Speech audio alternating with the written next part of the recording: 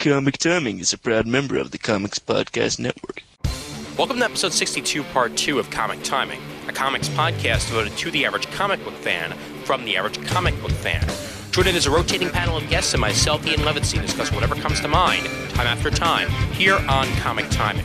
First off, a major apology for the delay on this episode, as we had some major technical difficulties editing the show, but it's finally out to you. The New York Comic Con wrap-up. Juan, Raph, Danny, Brent, and I get in-depth on New York Comic Con, and Brent pretends that he went. Here now, Comic Timing. Hey there, folks. My name's Ian Levinstein, and welcome to episode 62, part 2 of Comic Timing. Well, I've got about 30% of my voice left, so that's kind of why I sound like I might be a little bit muffled right now. It's not Skype, I promise. And we're joined by a guy who had a really wonderful time at New York Comic Con. Co-host, Brent Casino. What's going on, Brent? Haven't seen you in a while. It was so awesome to be there, you know, just reading about it online and watching the videos on Newsarama made me feel like I was actually there with you guys. Except I didn't have Raph there all weekend telling me his parents were dead. That's why I had to work it into the recording on episode 62, part 1. It was parents are dead. Yeah, exactly. Because Russell just wouldn't have felt like a normal day. But it's funny. I sort of felt like your astral projection was there a couple times. Like, have you been training with Dr. Strange at all? Well, I told you my idea, like what was it, last Wednesday or whatever, and you totally shot me down. I had this idea where I was like, hey, Ian, I could send you like a picture of me like smiling and me like in a frowny face, and you could paste them together and put them on a popsicle stick so that you could like, if somebody asks you stupid questions, you could just spin me around. Like, smiling would be yes, and frowny face would be no. Or like frowny face would be like, get the fuck away, or something like that. And now it's time for Ask Brent Casino. He was totally like, that's lame. And I was like, well, then I guess I can get to you. Oh, boy. All right. And I'm sure nobody he told about the podcast was like, oh, and I have a co-host too. I bet it was all like, yeah, I have a podcast, Comic Timing, and da. Hey, no. I said to almost everybody who came by, except for one or two people where I slipped, that yes, actually, you know, we're a rotating panel of guest podcast, and we do it via Skype, and it changes up every single week, except for my co-host who's on every episode. Mm-hmm. Except for the last one, which you weren't on. Also joined by Danny, Juan, and Raph. Danny hasn't been on Geeks Unite in a while, but this is, I guess, the original crew for Geeks Unite. So first I'll introduce Danny since you've never actually been on Comic Timing before, have you? Except for the last episode. Nope. Well, and what to be here. Booyah. Via the phone, because the internet is a crazy place that doesn't always work. Yeah, especially in my house. Apparently the internet and the project don't mix. I'm going to go with badgers. I think badgers cut through the wires. Because badgers are readily available in New York State. Of course. Joining us for the first time on Comic Timing. Joining us on Comic Timing for the first time in a while, Juan de Jesus. What's going on, Juan? Hey, what's up? I'm 2 figures away from getting my new Teen Titans HeroClix set. I'm talking Jeff Johns' team, not like the Perez team. I already got that. Booyah. That's awesome. Nice. Booyah. Booyakasha. Booyah. I got a number at the con, and she isn't ugly. Yay! That's a ugly. And also joined by a man who was at the con all 3 days. It's Raph Suhu. My parents are alive. Yay! Yeah, but Juan, what if you have low standards? What happened? Did you just make the joke that I thought you made, Brent? Do you seriously want to repeat that, Brent? Because if you do, then Juan might punch you through the internet. Nah. Okay. All right, that's fine. What's going on, Raph? Oh, it's going good. I had a great time at the con Saturday and Sunday, all 2 hours that I was there. Hey, 2 hours is better than nothing, right? Yeah, and Monday was terrific. The after-con was terrific. Let's get to that. Well, we'll get to that later. Well, for most of this episode, we'll have Brent asking us questions about the con because, that's what his job will be since, you know, all he really saw was the Newsarama stuff. But let's actually start things off first. I know we had a quick summary last time around on episode, 62, part 1. But I'll start with Raph, considering that he didn't give his summary of the con since he wasn't there. Give us a quick summary of what you experienced at New York Comic Con 2008. I didn't do much. I didn't do any panels this year. On Friday, I decided to walk the con floor as much as I can. And, just having my podcast there for the first time was awesome. A lot of people came up. Juan and Danny got a lot of interviews, and I spoke to a lot of people about being on the show and about checking us out, and it was a different experience because last year I was all about the autographs and the panels and all that, as a full out 100% fanboy, because we all know I am. But this year it was more about just appreciating the con and being a podcaster, trying to get my voice out there and just enjoying it for what it was. I mean, the fact that I know so many professionals through Geeks Unite and through being on the CGS forum and the comic forums in general is terrific. It was a great experience, even though I didn't do much in terms of like other stuff. Oh, and I won everything at Jimmy and Joe's raffle. Yes. And I do mean everything. Yes, yes. You totally did because you suck. You suck hard. Hey, it was for charity. Hey, I'm not gonna complain. He won me something. What did you win? I won a small stack of comics. Oh, cool. That's good. Which is nice. And Juan also won something due to your raffle. Yeah, see, look at that. I am unstoppable when it comes to... It's a meeful. It's not a raffle. It's a meeful. Now, I didn't win anything at that particular raffle, but I did win something important on Saturday. And I'll just mention it now because this is probably the best prize they gave away at that entire thing. I won beer and sausage. Sacrilegious. Yes. Don't forget the beer. Yes, the beer and the sausage, dude. And that's what makes it all worthwhile. English beer, direct from Amy, and sausage from Mike from CGS New York. And, beer and sausage. Everybody knows how much I love eating sausage. Was it store-bought or from, like, Chippendales or something, that sausage? The sausage, actually, the sausage was store-bought. It was Vienna sausage. So it came directly from Vienna. You totally missed it. Yeah, I know. I got the Chippendales part. I was ignoring it. You dodged it. I dodged it, dude. You were throwing that dodgeball at my face, and I dodged it. I'm sorry. What about balls flying in your face? That's that's the high school experience. I figured we might as well go from sausage to balls flying in the face. And already we're off to a nice juvenile start here on Comic Timing. Both Juan and Danny and myself already gave our quick summaries last time around, so let's turn it over to Brent here. Brent, ask us some questions, boy. All right. So first thing, I was looking at these pictures on here, of the size of the con, and that there are a couple of like the main show floor. I guess like the video from the Newsarama booth made it look huge. Compared to MegaCon, how big was it compared to that hall? Oh. So just so I can get a size thing for myself. I think I could make a fair assessment that you could probably fit 2 MegaCons into this hall. And Raph, you could probably say yes or no to that since you were also at MegaCon.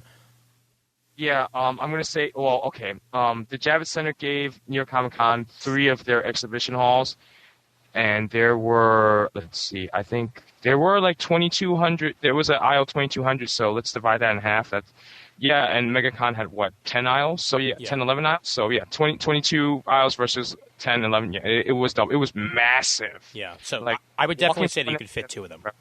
Yeah, definitely. Yeah, and also what was similar about MegaCon here was that just like with MegaCon where they had the Artist Alley in the back of the hall and the dealers in the front, that's the same setup they had here at New York Comic Con. There were dealers in the front and then Artist Alley in the back and obviously Podcast Arena in the back and the stage in the back and all that. So it separated the 2 nicely. So there wasn't anything upstairs like last time? Last year you guys were saying that the Artist Alley and stuff was like in an upstairs room. There wasn't anything like that this year? No, not at all. It was all one floor. It was massive. It would take you literally just walking, not looking at anything, walking from one end to the other, a good 20 minutes. Yeah. And all the panels were downstairs, though. Yeah. Yeah, which is the same as the last couple of years. They had the panels in the basement hall, so all these different rooms were paneled off for panels. And I'd say about how big was the biggest hall they had there, Juan? What was it, like... For panels? Yeah, it was like, 3 rooms combined or something?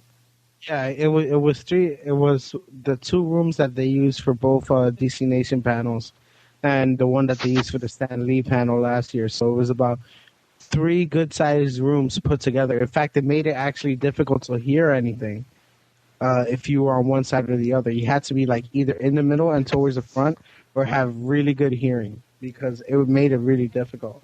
Yeah. Oh, actually, I bumped into Buzz on Friday, and he actually told me that San Diego 14 years ago was the same size as New York Comic Con in its third year. So 14 years ago, I guess San Diego was in its 10th year. Yeah. So it's pretty impressive how quickly New York Comic Con is growing. Well, that's also the difference between San Diego and New York, right there. I mean, just almost everybody goes to. I mean, it's the entire East Coast usually ends up at New York, while San Diego, I'd say it's a little more of a localized experience. Right. Right. Well, you know what? It's exponential, the growth, and they've already booked the same hall for next year. So right now it looks like it's staying pretty constant. I don't know if they're going to add some more exhibitor booths or make some more floor space or shorten up some floor space for the stage and for the autograph area, because it was a really sizable area. Like Raph said, it takes you a good 20 minutes to walk with no one there. With people there, in professional hours, it takes you about 25 minutes. With the regular crowd, it takes you a good 30 to 45 minutes to just walk from one aisle to the other sometimes, because, there's just this massive amount of people, and the aisles were much wider than normal, Brent. And you still had some backflow. Yeah, and we told you about how freezing cold it was last year, and the exits were a little annoying last year. We told you all about that last year, right? It said there was only one entrance last year and stuff. Was there anything like that this year? No. Any traffic jam trying to get in? Definitely not. Well, The best part about this year was, one, they had the line inside, which was a huge improvement. They had the line a lot more organized. They had an entire section about, say, 2/3 of the entire main room size. Mm-hmm. Just sectioned off just to the line. Yeah. I'm the only one here who stood on line, and that moved a lot faster than you would have thought it would have. Yeah. They kept that line moving, and like I said before, you weren't outside, which is extremely important, especially on Friday, because wasn't it nearly 80 degrees on Friday? It was pretty damn close. Something crazy. Yeah, which is a major change from it being 20 degrees last year. Yeah, but at the same time, it would have been crazy. All those people outside, it would have been chaos. Yes, and imagine the smell. But when they moved the line inside, it moved a lot very quickly. That was actually probably faster than moving around at the convention. Well, what they had at their disposal was that on Friday there were I think if memory serves me right, it was on Friday that there was a job fair at the Javits and that was only there on Friday. So then that entire hall was absolutely empty, which allowed them to utilize that for the waiting area. Well, actually, no, that was a separate area. Oh, it was? Oh, wow. Okay. They had the job fair in a completely separate area because the line was the same place. Okay. All right. Then. All days. Yeah. Okay, well, then I take that back. Well, they were just lucky, period, to have an empty hall like that. Yeah, it was gigantic. It was maybe 2/3 of the space you had for the main hall. Mm-hmm. They planned for a huge line. Well, also, I think that waiting area was where the entire New York Comic Con, dealers area took place last year. It was. Mm. Yeah, I'm pretty certain that's where that was. And then where those escalators were, that's where the podcast arena and the artist alley and the gaming area was. And they totally avoided that this year by having it all on one floor, because you would not believe how much of a pain in the ass it is to have one elevator going up and one escalator going up and 4 escalators going down, and having to wait online, even if you're a dealer, having to wait online with the rest of the crowd just to get back upstairs. That was a major hassle, and they avoided that this year. Plus, we didn't have to run up the escalators the opposite way. Yes, and that was fun, though. I couldn't get stuck. Because unlike you guys, I'm fat, and it takes a lot more effort to go up a down escalator. But it's very fun to watch. No, it's not for the fat kid. All of you. I pretend it's not fun to watch. Are you kidding? You'll be right there laughing. I used to be a fat kid, so I feel I cover my mouth as I snicker. I'm more polite like that. Oh dear. Oh dear. Anyway, next question. Yeah. Next question. Yes or no? Yes or no? Okay, so one thing I've never experienced, the podcast arena. Who won? I don't. I don't know, but I think everyone was like sharing the same people. It was like a giant podcast orgy. Yeah, I saw that. It looked like Gail Simone was the podcast arena. Charlatans, not scapegoat, mascot. Looked like she was everywhere. Yeah. Saw her with Shauna Jim. You know what? That was great ways to describe her if we want to ever talk to her again. Yeah, great. Thanks, man. Thanks a lot. You were the That's just charlatan, like, the scapegoat. Gail Simone No, was I the didn't mascot. Okay, let's just go with the mascot. Okay. No, You guys no, be she- like, she- hey, Shauna Jim, are you guys done with her yet? Send her over here when you're done. Was it like that? Or, I mean, how'd that work? No, she just No, made her but aware. let me tell you something. Gail Simone is the one creator out there who is truly looking to legitimize podcasting as a form of journalism. Yep. Including making Sean and Jim go and moderate their panel and making the rounds in the podcast arena. Mm-hmm. God bless the woman. She's a saint, and she is so awesome to talk to. Yeah. You just want to hug her, honestly. Yeah, although I didn't get the time to talk to her when she was at the arena, I had an opportunity to talk to her for a bit after Sean and Jim's panel because we were all heading out at the same time. And what a sweetheart! I mean, she is just like a ball of happiness. She's such an awesome person. Yeah, and her husband as well, gentleman. Man, that's just so awesome. Yeah. So I mean, like when I was talking to her, I was like, I don't know if you remember me from last year. We talked for a little bit when you were over at Around Comics table. Ian got me timing. She's, oh yeah, I remember you. How you doing? And then we had a bit of a conversation there, and I asked her if it was okay that I recorded her. And she's like, well, I didn't curse, did I?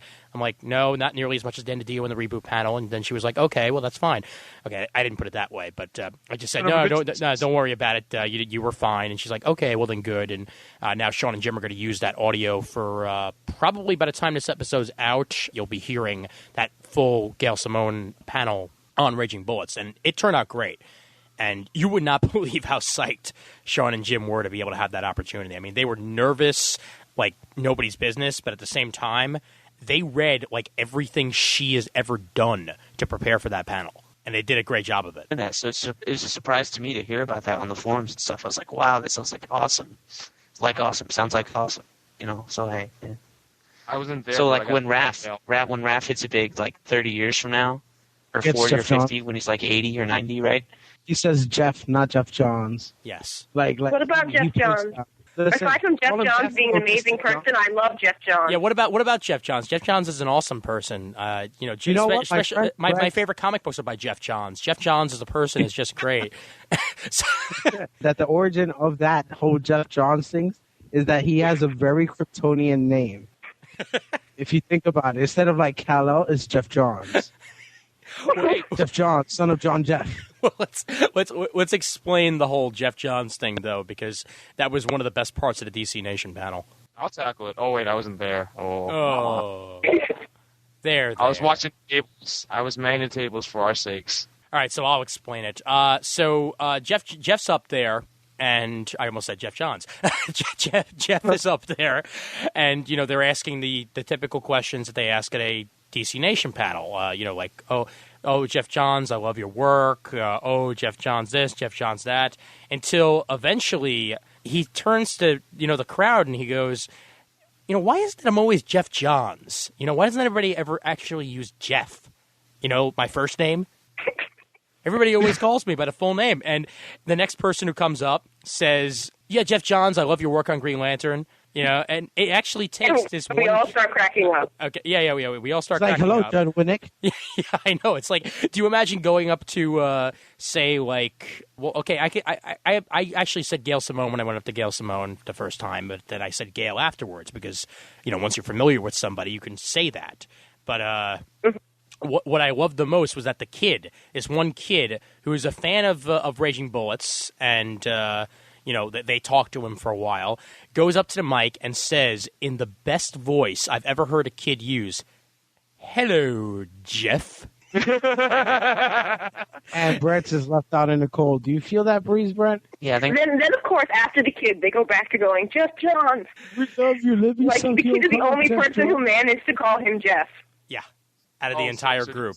It takes a kid to have the balls to call somebody just by their first name. And it takes a kid to actually follow the rule of asking a question and not. Oh making yeah, a he was the statement. only person. Because honestly, people learn to when they say format the mic for a question. I have ask two the goddamn questions. question. Oh, No, yeah. it's not two Two-part questions. It's not question. three. It's one. Oh, well, we have plenty of those at MegaCon. Oh yeah. Oh, God. Well, I mean, Danny and I walked out of the Final Crisis panel because Oh, that was terrible. it was ridiculous. Everybody was going up and just like having sex with Grant Morrison. It was no. It's a weird experience unto itself. Yeah. It just like having a coyote watch you. While all You know, that I can goes around. understand because he was wearing like the snazziest suit ever. He was wearing like this red pinstripe suit. But still, okay, if I'm going to take the time to get up and get online, I have to form an intelligent question before I got up there. Yeah, everybody was like the first person who comes up is, well, first off, Grant, I just want to thank you because your work on Animal Man led me to become like a nature preserve guy. And I just want to thank you for that because if not for you, I wouldn't have He fallen got in the love with only animals. Donnie He was ever he was had. like tearing up though. You're forgetting that the key to his voice is actually like tearing up while you do it. Yeah. So it was. I want you to know. Yeah. I gotta. Yeah. I got. Well, you keep going on with the Final Crisis panel bashing, but I got a great Jeff Johns hunting story for Friday. Jeff. Okay. Jeff. Just say Jeff. God damn Yes. it. Oh no! Say, For the love of Just say God, his Jeff. name is Jeff. say Jeff. Or I'm going to Mr. call him Jones. Mr. Or Jones. hey John. Okay. Or Say, hey listen. Jeff. say cool. Jeffy. Say cool. Jeff Furman. Cool. Say whip. Whip. Say cool whip. Whip. Cool. You're eating hair. Oh, if you want to hear No, people all say right. stuff funny, you should get my roommate to say water and berry. I'll tell you real quick then. I was kidding, on Rumi. Friday. I was hunting for him. Like I just wanted to meet him and say hi to him because he's my number 2 guy on my writers Standing list. outside of his in a garbage can with 2 holes in it, looking at watching you. Jeff. He got So when it finally gets to like 8 p.m. or no, not 8 p.m. like 6-7 p.m. I'm around there and I had already talked to Daly Goodson. He signed my JSA. I'm like, yeah, I'm still waiting for Jeff. And then I'm like, I'm about to leave. I actually I ran into Kevin Kahn and then I'm like, yeah, I think I'm gonna try again later. Yeah, I turn around and Jeff sits down, and I'm like, oh my god! And I'm like, I run up to him and Ian Sattler is like right there next to him, and this is so cool. I'm like, hey Ian, what's up? And then Ian turns over to Jeff. Hey, what's going on, man? Hey. What's doing? Oh, Yeah. Oh, I'm sorry. Yeah, so this is the problem using first names sometimes. So Ian Sadler goes over to Jeff. He's like, yeah, this guy works at Midtown Comics. He turns, looks up, and he goes, hey, what's up? And I'm like, and I do my guts. I'm like, Jeff, I did use his first name on that. Jeff, I love your work. You've done some of my favorite books ever.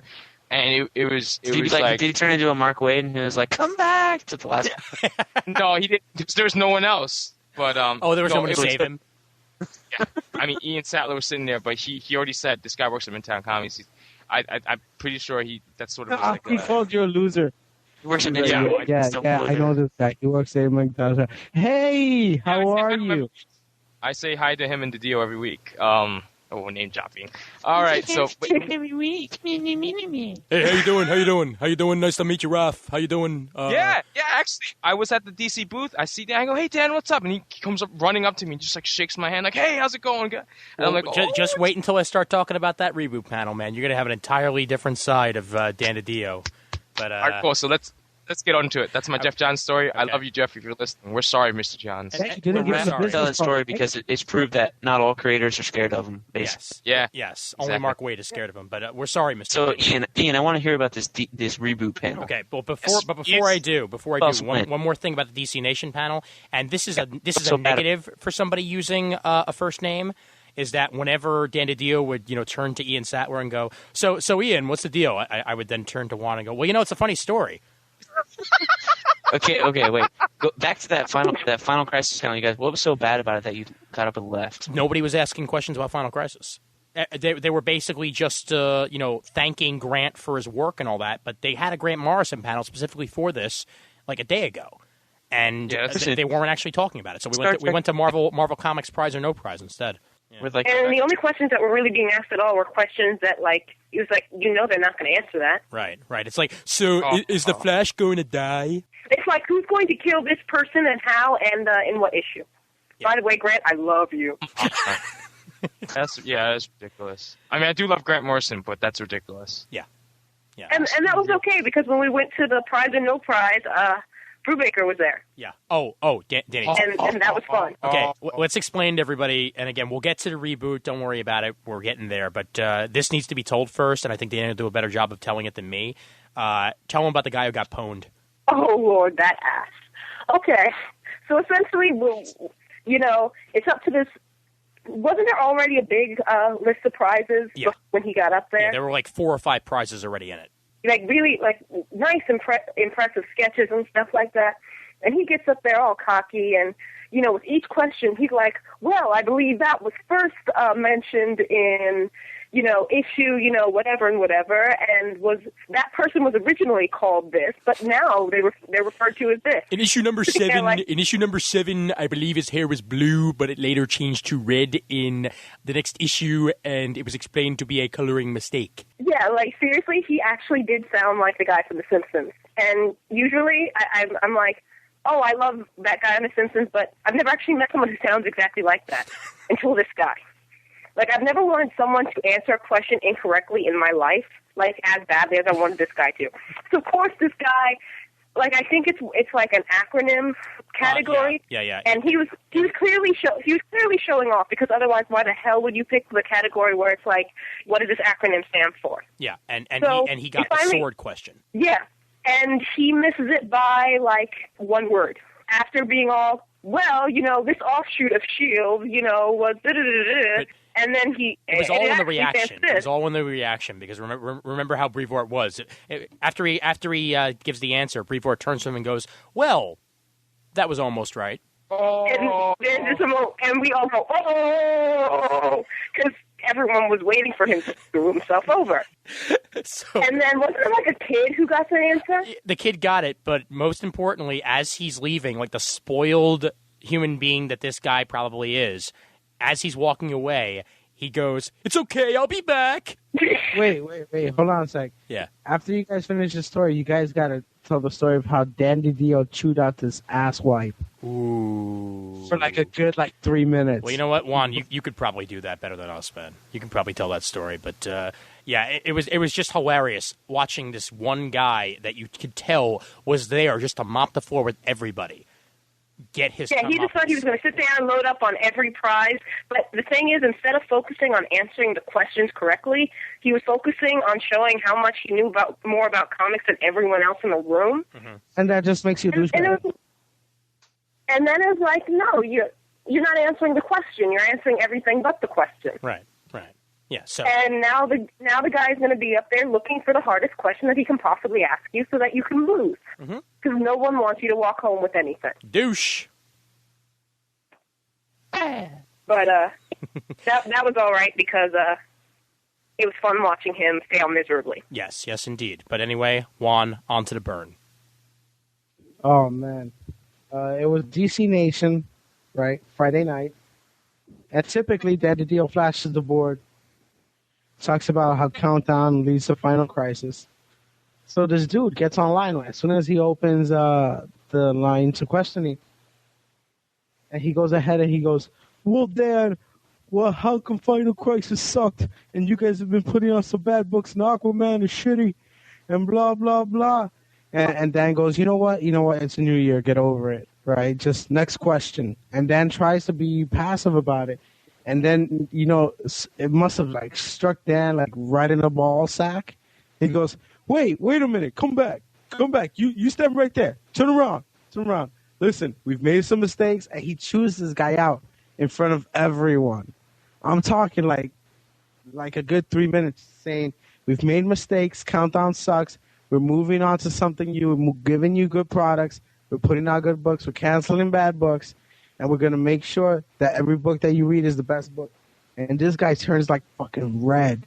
I'm talking and then above that, and then over that, he's basically like, yeah, there were some problems with that. Put everyone up here, work their asses off to bring those books to you. So, there's going to be some issues, but we're not going to do that again. So, yeah. So after the panel's over, which is half an hour later, I turn around. My man is still red. I'm talking still red, like a fucking baked lobster. He's I like sitting there. lobster. I love lobster, but not after looking at this fat ass, right? Oh.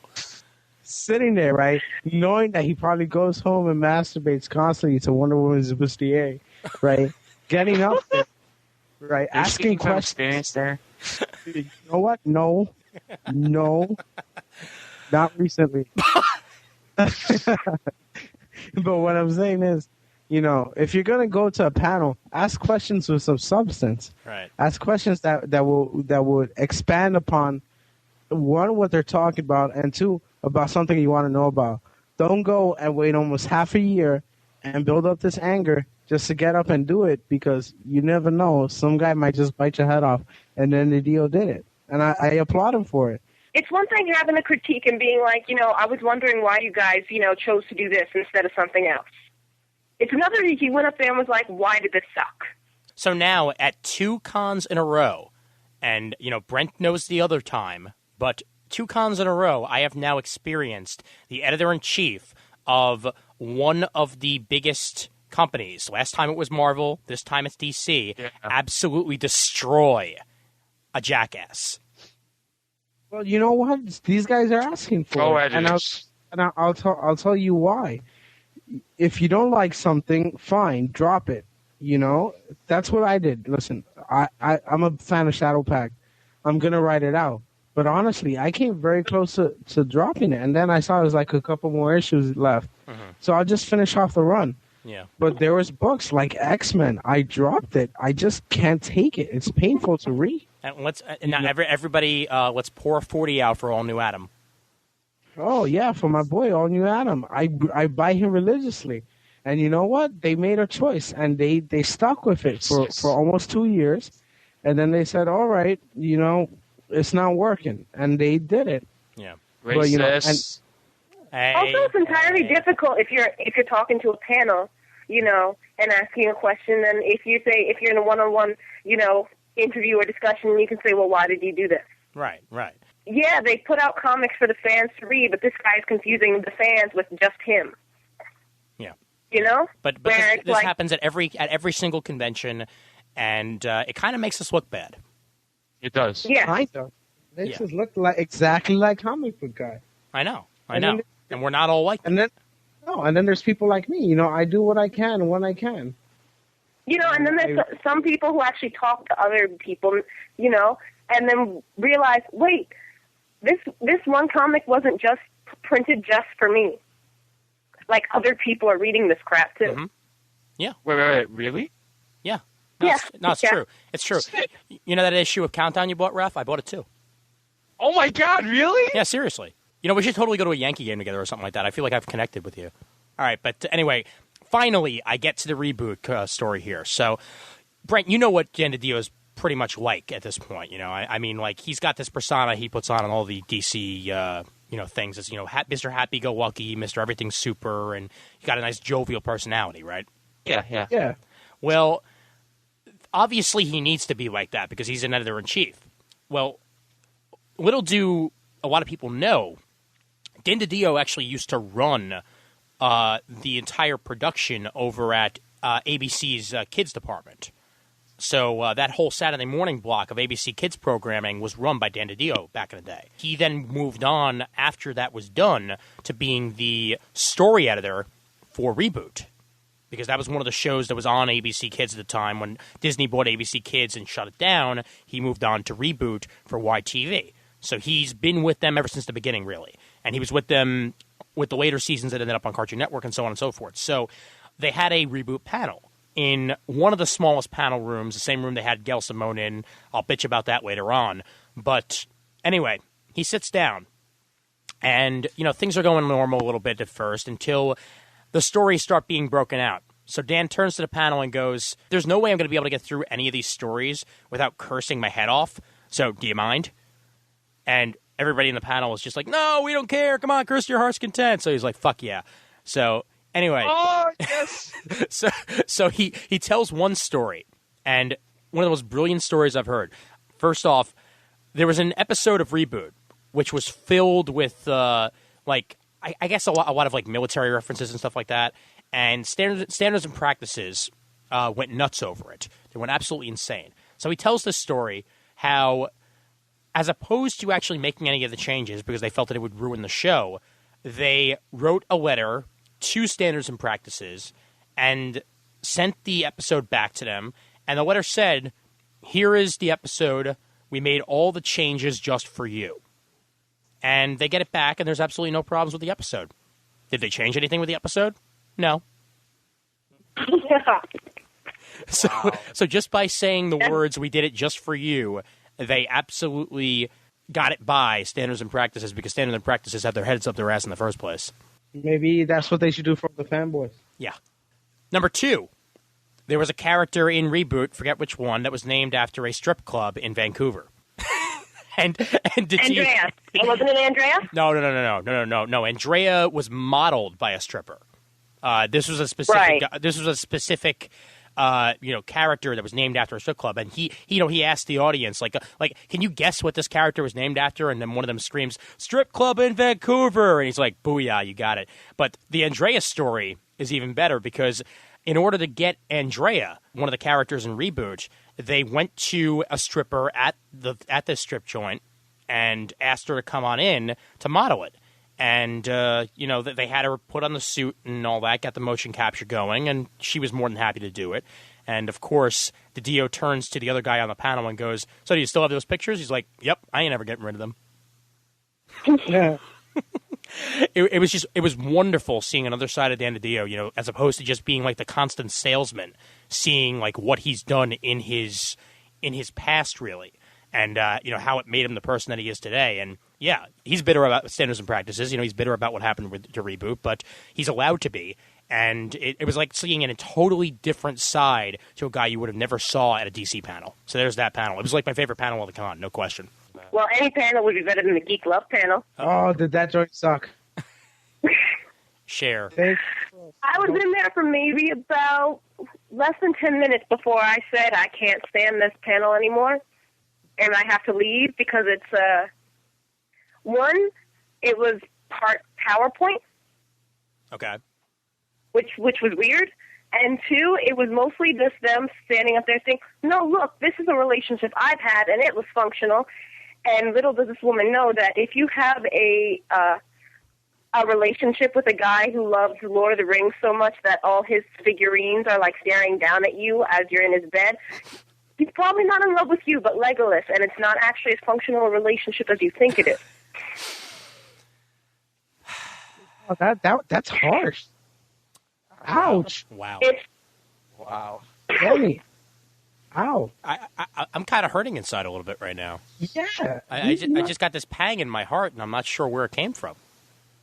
I am stuck. Now, imagine being a girl going over to your boyfriend's house and seeing a bunch of Legolas and Aragorn figures staring down at you. And here I am in my small-ass Harry Potter room sitting at my computer desk where there's nothing but, like, HeroClix and, like, anime figures right next to my bed. But no, it's a sordid show, so that's okay. Oh, okay, gotcha. Lord of the Rings is specifically what I'm referring to. Okay. At least in my personal experience, I've met very few people who collect all those figures and are not specifically in love with Legolas. Male or female. Yeah. Well, anyway, one of the figures that I added to my collection this weekend, yeah. No. It wasn't Legolas, damn you. Go to hell. But It was the con exclusive Legolas with the golden bow. oh, he's so hot. At Midtown, we have our Orlando Bloom magnet for no reason. We're selling it, and one of the guys at work just moved all the other magnets, so Orlando Bloom has his own like side of the magnet thing. And he's just got this like half grin, sort of like I don't want to be here, sort of look on it, which makes it even more hilarious. It's I don't know, and it's like, why are we selling an Orlando Bloom magnet? Because he's Orlando Bloom. Yeah, he's Orlando Okay. He's Orlando Bloom. Mm-hmm. Yeah. And he makes the panties fall to the floor. Anyway, so Let's talk about Costume Chick. we'll talk about Costume Chick in a second. Let's go through some of the shit that we bought first. How about that? All right. All right, before we Awesome. before we go to that, so Brent knows very well that at the end of the con at MegaCon, I went and bought 2 Batman Season 1 figures, hoping that at least one of them would be one of the ones that I was looking for. And what happened, Brent? You only got one that you needed? I got none of the ones that I needed, Huh. which was even better than that. This time, I find a dude who's selling them, might have even been the same dude, and I buy 2.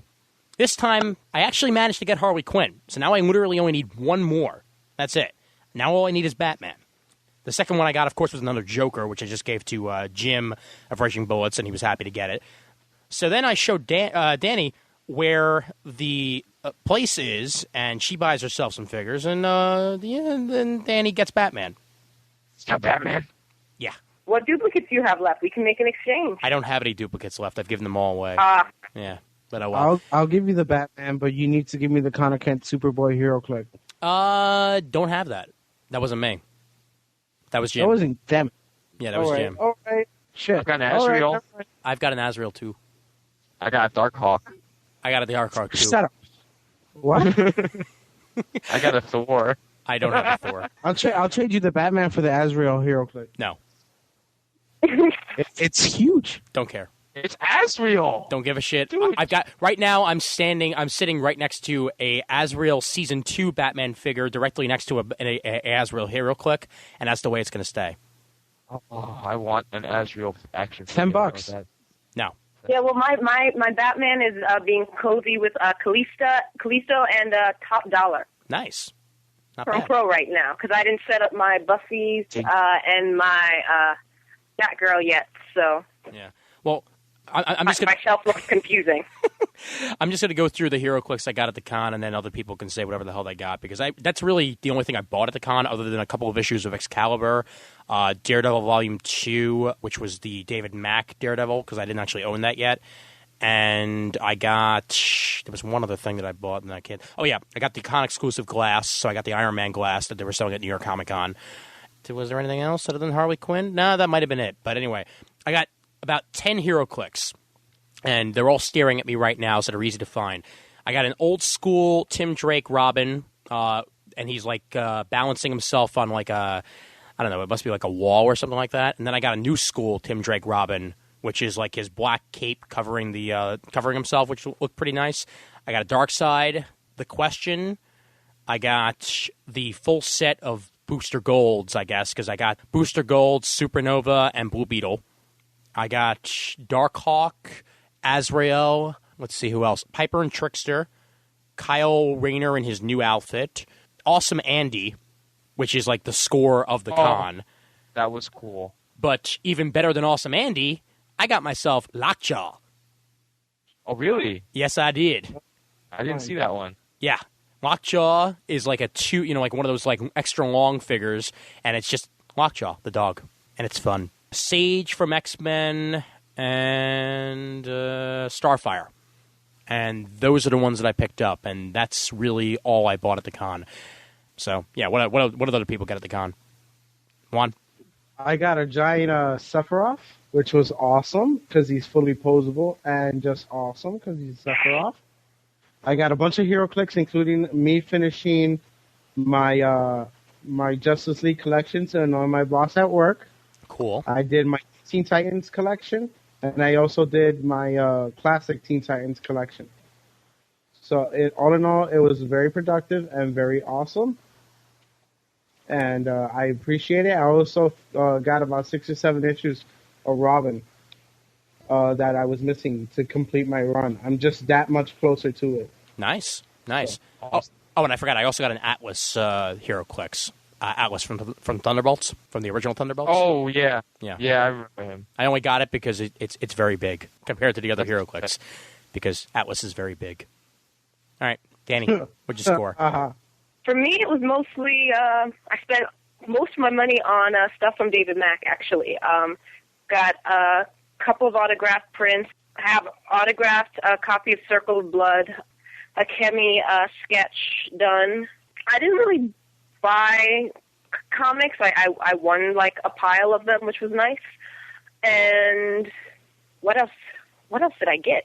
Oh, got myself the Batman, the season 1 saying, I got my sister Catwoman season 1, and got myself 2 throwing knives because I'm weird.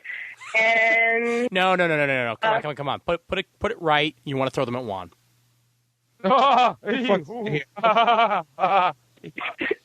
that was the wrong sound to make that reaction.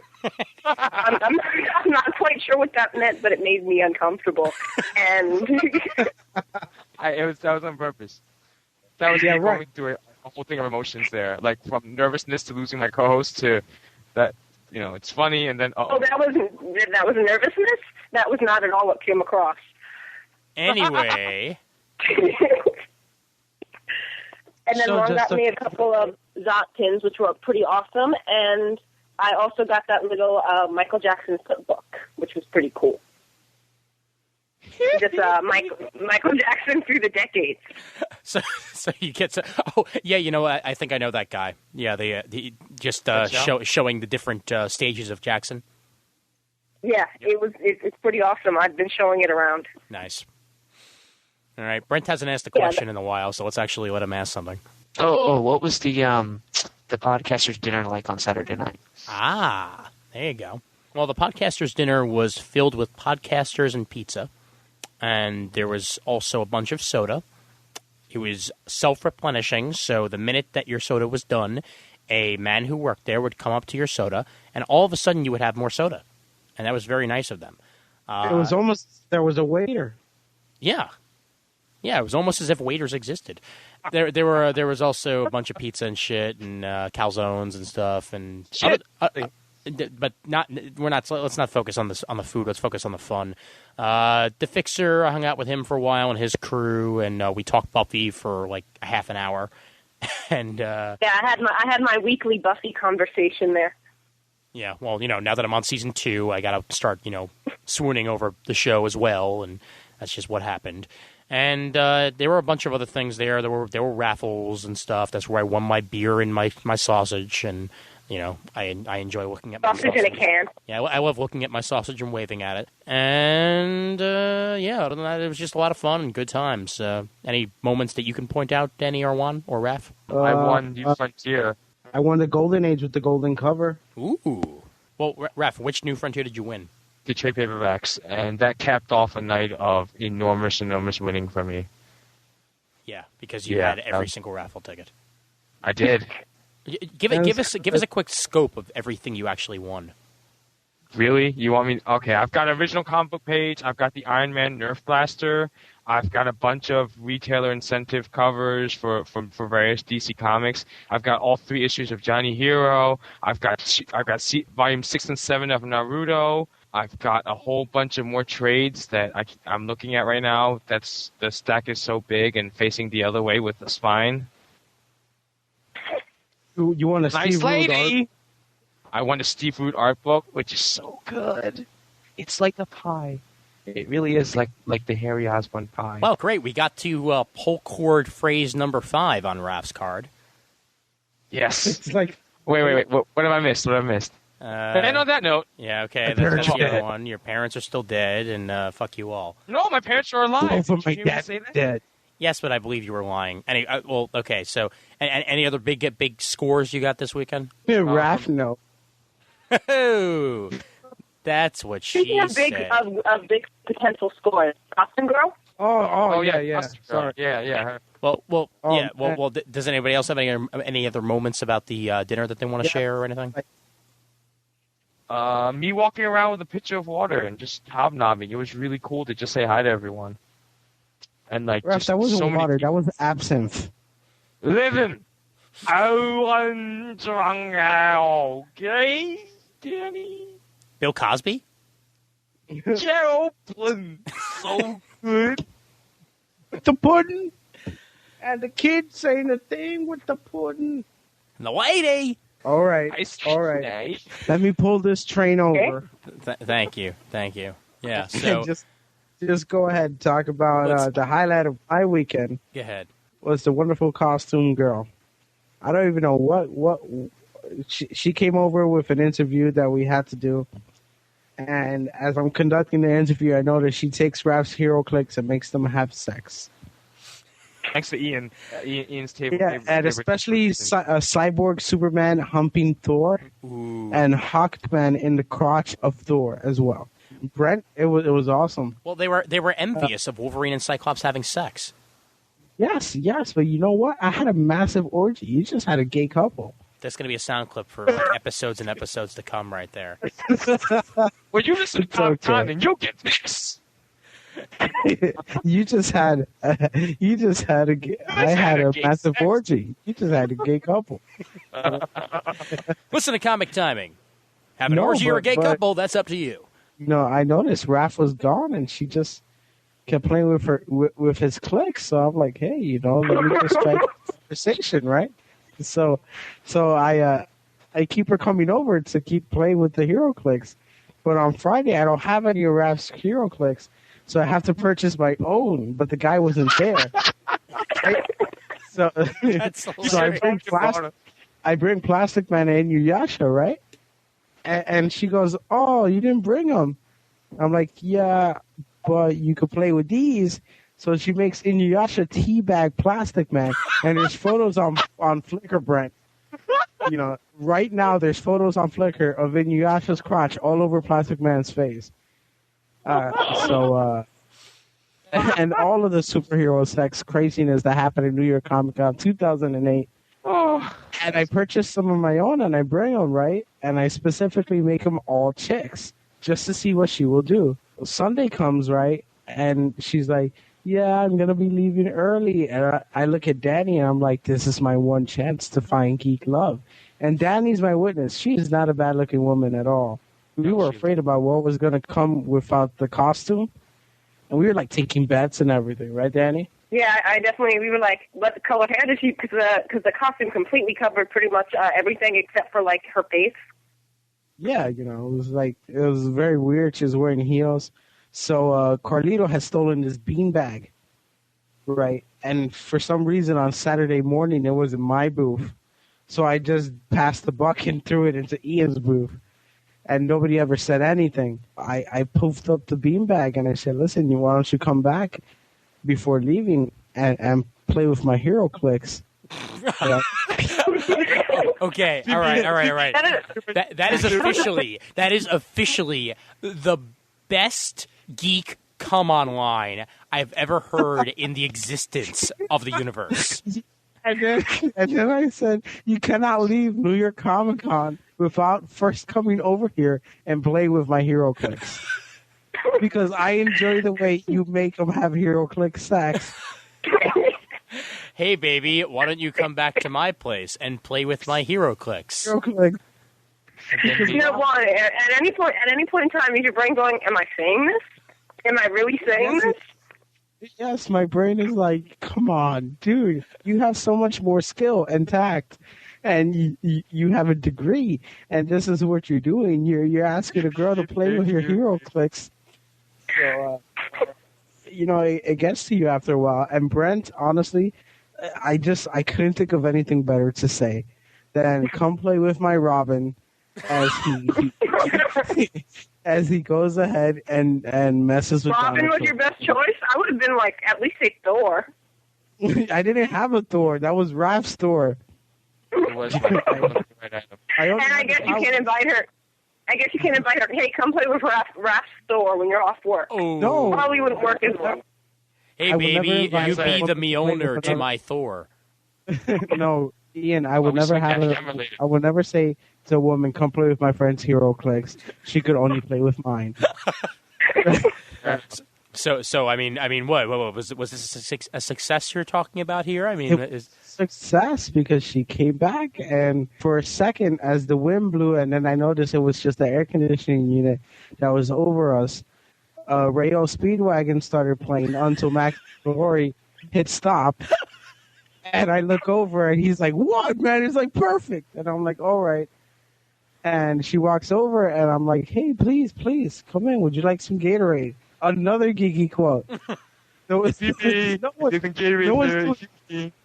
doing any exercise, and I go, "Would you like some Gatorade?" Right. And sit down in my beanbag chair. Would you like some Gatorade? Is this when the Peter Gabriel starts playing? Because You sledgehammer. No. But she sits down, right? And I take this nice little picture. And it's a picture that is very close to my heart. And something else. But that's nothing we will discuss here. Oh. For those of you out there who didn't understand what he meant, he masturbates frequently to that picture. Thank you. No, I don't. I was just going to say I love the irony of me missing Geek Love in hopes that she was going to come back to the table. Yes. In fact, I was so afraid that I had missed her that I did the one douchebag thing that every guy does in the movies. And I went out onto the floor to find her. Oh, God. Now, see, what would have been better? What would have been better is if she would have come to the booth looking for you while that was happening, and then... Oh, he came back like, did she show up? I don't know how many times, Juan, you asked me that. No. But if it was a movie, she would have came back and not seen you, and then you would have been walking one way, and she would have been walking the other way, and neither one of you would have seen each other. A montage of REM's Orange Crush. Yes.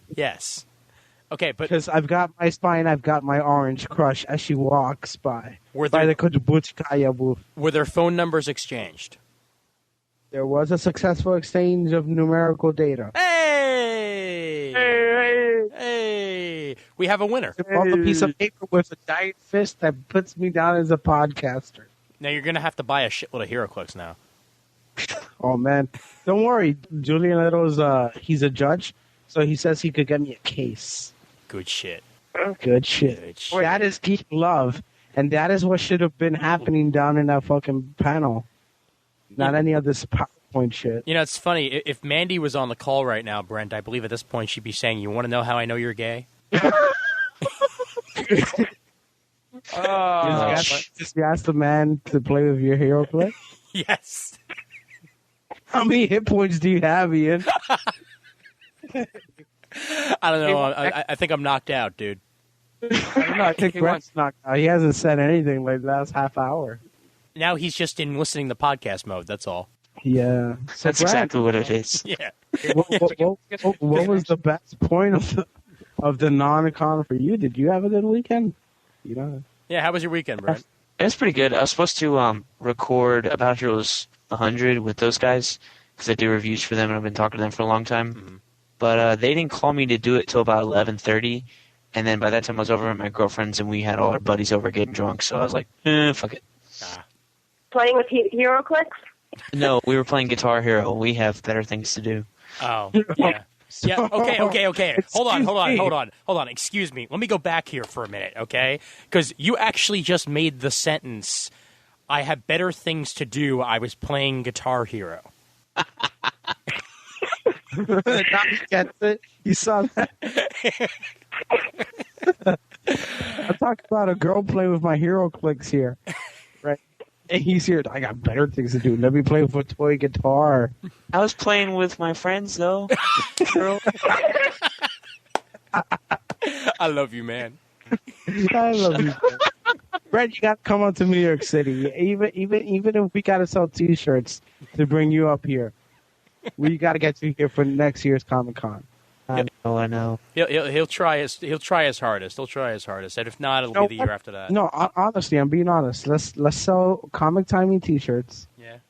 To get Brent up here. All right, let's see if it'll happen. Maybe I'll sell. If anything, maybe I'll sell 3 of them. You know. $40, Brent. Here's your Greyhound ticket, one way to Susquehanna, Georgia.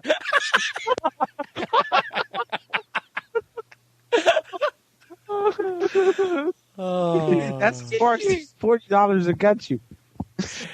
And everybody's remembering now why it's been so long since Juan's been on the show. Why? Because I suck? Because I have girls play with my HeroClix? In my beanbag chair drinking Gatorade? Yeah. See, my HeroClix were playing Wingman for you there, so you remember, you do my HeroClix a solid favor then, You have have Thor to thank for this. Yes, exactly. I have the mighty God of Thunder and his giant hammer that helped her get over here. And did you know that when Thor premiered, it was not even in his own title, but eventually... Did you know that you are a loser that does not get laid, and I just got a number from a hot chick? Bow chicka wow wow. All right. Well, And I didn't even have to wear some axe. how about we roll from this to what were your favorite costumes at the con? And we'll start with Danny. Well, I know my favorite was not Naruto because I was sick of seeing fat chicks dressed up as Naruto. Well, and wait, one quick thing. Listen to Geek Speak Report, episode 6, where I tell a wonderful story about a waiter asking me why everybody was dressed like Naruto at Anime Boston. Wait. Fat chicks dressed as Naruto? Why was Juan doing that? I am not a chick or fat, and might I remind you, chick play with hero clicks. That's going to be his response to everything. Continue, Danny. Well, I have to say his costume girl had a pretty awesome costume. There was a hot Zatanna. Oh, yes. Yes, I saw her on the way out. That was impressive. It was. Because I saw some very unattractive Zatannas.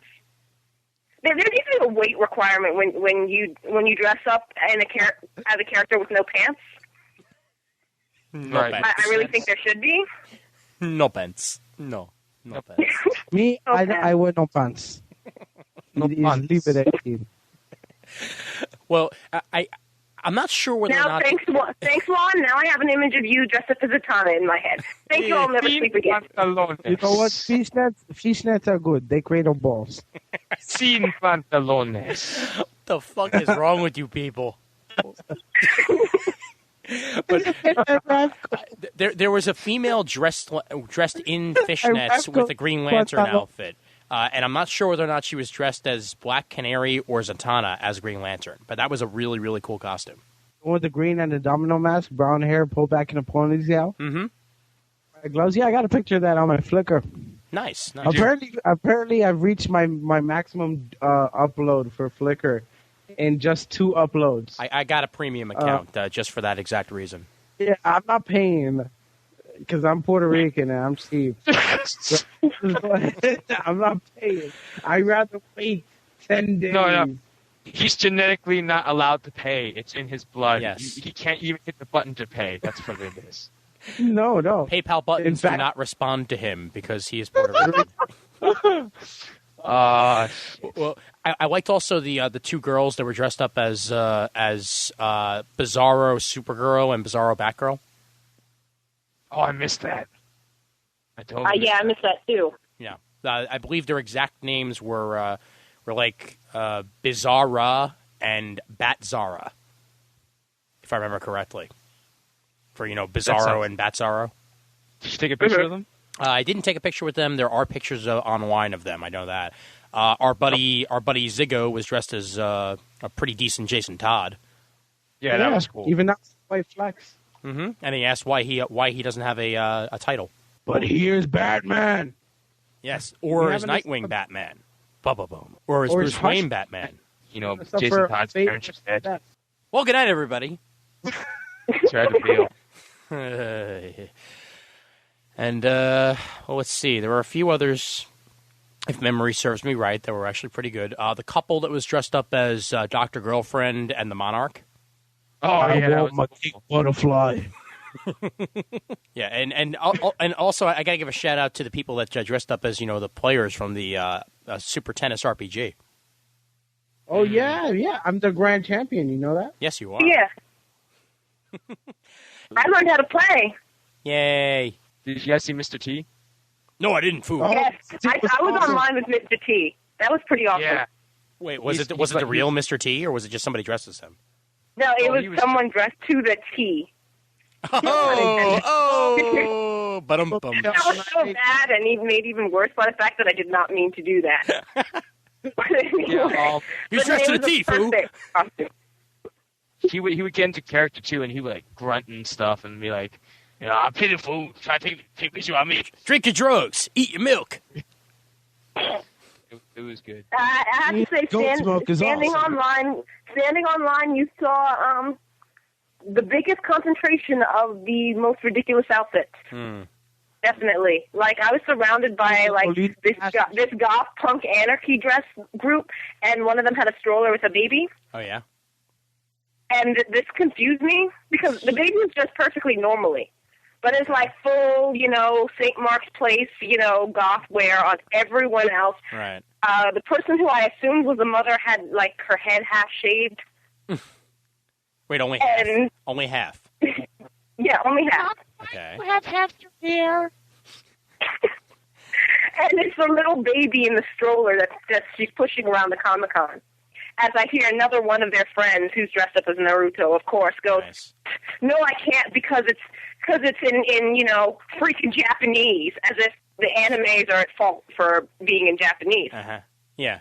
What was best was the black guy dressed up as Naruto with orange hair. Oh, snap. Oh yeah, Oh, no. I remember. There was something a lot better than that. What about the guy who dressed up in full green makeup as the Hulk? Dyed green I did not hair. see that. Dyed green hair, entirely green, and he was fat, too. Yeah. And let's see, there are a couple of really good ones also that I'm trying to think of right now off the top of my head, and I just... Oh, the Square Sauce dance team that was like it was like a bunch of like these girls couldn't have been more than 15 really, Yeah. and all of them were dressed as characters from Kingdom Hearts, and they were practicing some sort of dance right by the podcasting area. Was it the Haruhi Suzumiya dance, or was it just like some other like Squaresoft dance?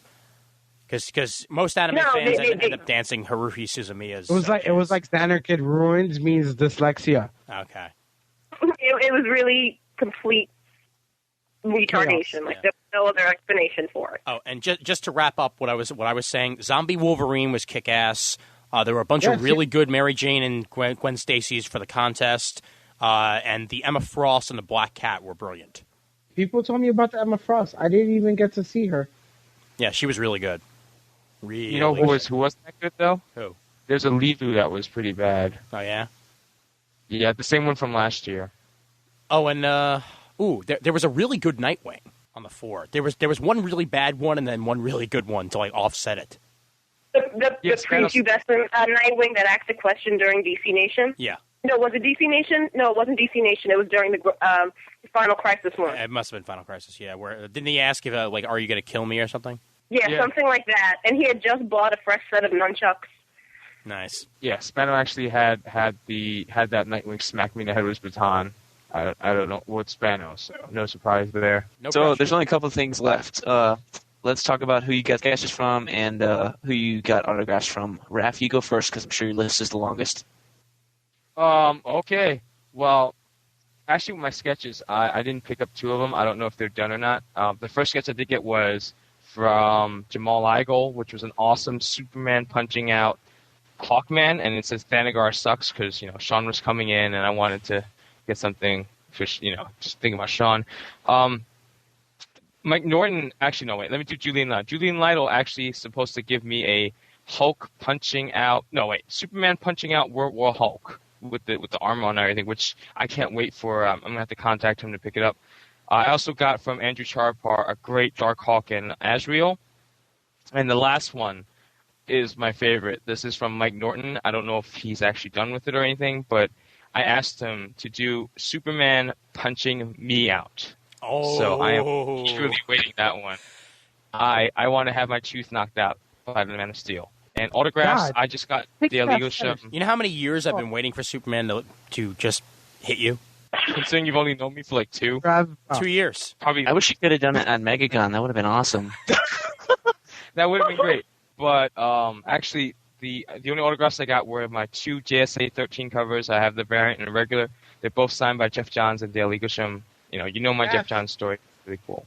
Jeff, just say Jeff, goddammit. Yeah, Jeff. Okay, Jeff. Jeff signed JSA for me and listened to me ramble on for a good 3 minutes and was very gracious. I love you, Jeff. Mr. Wade, I'm sorry. Mr. Wade, I'm very sorry Yeah. about that. Oh, and hey, Mr. Wade, congratulations Mr. Wade. on Brand New Day. Congratulations on not bothering to tell us when we asked you specifically. No, he couldn't yet. They have set like things and Or stuff. maybe you just didn't find out until like the next day. Maybe. That's possible. what I'm thinking. Let's just go with that. Because Mark Wade, he's a stand-up guy. He is. Would he? He wouldn't lie, would he? No. Sean McKeever, a little shifty. Sean McKeever, Oh, a little and- 50. And Palmiotti still has my wallet. And me and Grant Morrison are going to Sweat Lodge in about a few days. Shut up. Get your Monday over with now. Go ahead. All right, so we all know I'm a Midtown Comics employee. I had to work Monday. Really? Monday I've never after- heard you mention it. Not even once. Not at all. But I'm working Monday, and I'm guessing a lot of creators are still in town because I got like 6 creators come in on Monday, and it was just fangasm time. I mean, just first off was Ron Martz, the creator of Kyle Rayner, the current writer of Witchblade, and the current artist on Witchblade. I can't pronounce his name. They were both there. Ron was getting him stuff, and he actually agreed to come on my podcast. And Ian, of course, you know, I'll get you in touch with him because I know you're a big Kyle Rayner fan. So that was cool. Gail Simone came in, and she signed some stuff for us. Actually, I was running out to the floor grabbing stuff for her to sign, and she also agreed to come back on our show. And of course, Ian, I'll tell her about your show. What the hell is this? Do I get your leftovers? No. But you know what, Raph? Sloppy You know what, seconds, Raph? I'm sick and tired of you rubbing this in our faces. We are not an interview show. Understand? We are a round table show, okay? We're not the people who get people on to kiss their asses. That's not us. That's you guys, listen. okay? Just get that through your thick skull, all right? And by the way, enjoy the Heroes Corner episode this upcoming Thursday when we... Listen, In the Radical Comics episode yet to come. I'm just trying to spread the love here, okay? I didn't say nothing about showing you guys up. So, in fact, Dude. But now that you mentioned it, you know that we're fucking with you, right? no. I'm just saying it clear for the listeners, even though this isn't going to be in the show. This part right here. Sure, it's not going to be in the show. It's going to be in the show. Jesus. All right. So, We're not like you where you say, no, cut this out, and then you're actually listening to it. You're rap. Oh, cut this out. Wait, hold on. Before Raph continues, everyone on 3 do a Raph laugh. Okay, on 3. 1, 2, 3. I'm so awesome. No, honey, No. yeah, you do a I'm rap not so fool. It just makes you nice. all right. So let's go down the list real quick. The artist of the 12 showed up. That was cool. Gail Simone showed up with Gabriel Delato. And the last one was... No, I think that's it. Didn't Mr. DiDio show up as well, or was that No, another he day? comes in on Wednesday. Oh, he comes in on Wednesdays. Okay, all right. Yeah. Cool. What time does he come in on Wednesdays? What kind of car does he drive? What kind of I don't shoes is there?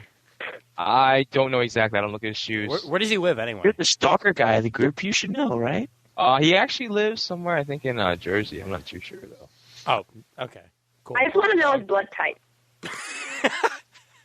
I think it's B negative. Okay, cool. No, it's negative. He's not O positive. By the way, that's let me know the Right. make of the car and where he usually parks. Okay. he usually parks right in front of the new school, and he drives a 2005 Honda Accord. Don't ask me why. He just does. Are you serious? You're just pulling this out of your butt? Yeah, everything I've said since you've said that, Good. I've pulled out. I'm very glad. Because No, if you were telling are the you truth, kidding? I'd have to be scared. Seriously, how the hell would I get all that information? Really? By It following was a very him. good deadpan, though. Yes, Very good delivery. by following him everywhere. Yeah, I don't have the time to do that. I wish I did. All right. Well, I only got one sketch at the con. I'm on Mr. Eigel's list, and I'll probably pick it up at Super Show. Well, for one thing, I'm going to give him my sketchbook at Super Show also. But I got on his list for a Miss Martian, and I'm going to probably get that then. But the one that I got was a Julian Weidel Jaime Reyes Blue Beetle, which was brilliant. And didn't get any autographs, but Chris got an autograph from David Mack, and so did Jenny. So they were happy.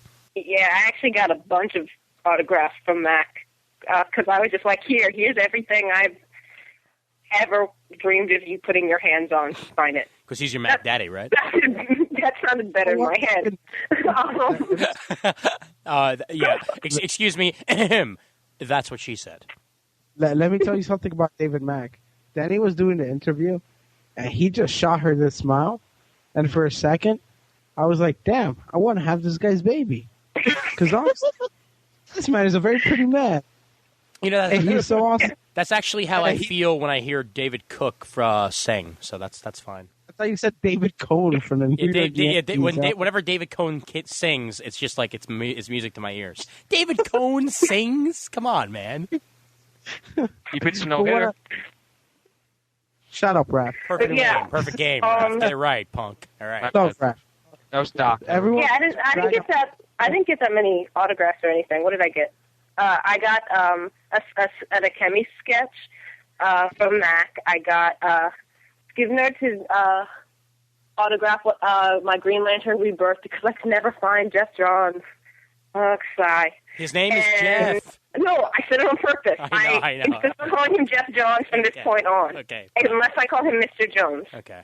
But then I start thinking counting crows and I get distracted. But I got the Rebirth. I got Rebirth signed, and then actually Mac was sharing a table with Oming, so I got Powers roleplay signed as well, Cool. which was very nice. Nice. Well, and I just remembered the other thing that I got signed. Well, technically, it's not that I specifically got it signed, but they signed it for me, which was actually incredibly generous of them. When I interviewed the guys from Air Force, they sent me, they gave me a signed copy of the graphic novel, and it's a gorgeous graphic novel, but it's really cool that they took the time out to sign it for me and actually give me a copy. So that was really cool of them. That's awesome. Yeah. And Juan, what'd you get? I got a Jamal Igo Jaime Reyes Blue Beetle sketch, and that's it because I did a lot of self-control this con. Nice. I should have gotten a Jamal Igo sketch. I figured out now what I want him to draw for me, and now next time I go to a show, I will get it done. Well, why don't you I want him to draw. CBS Super Show. Yeah, you should go to Super Show.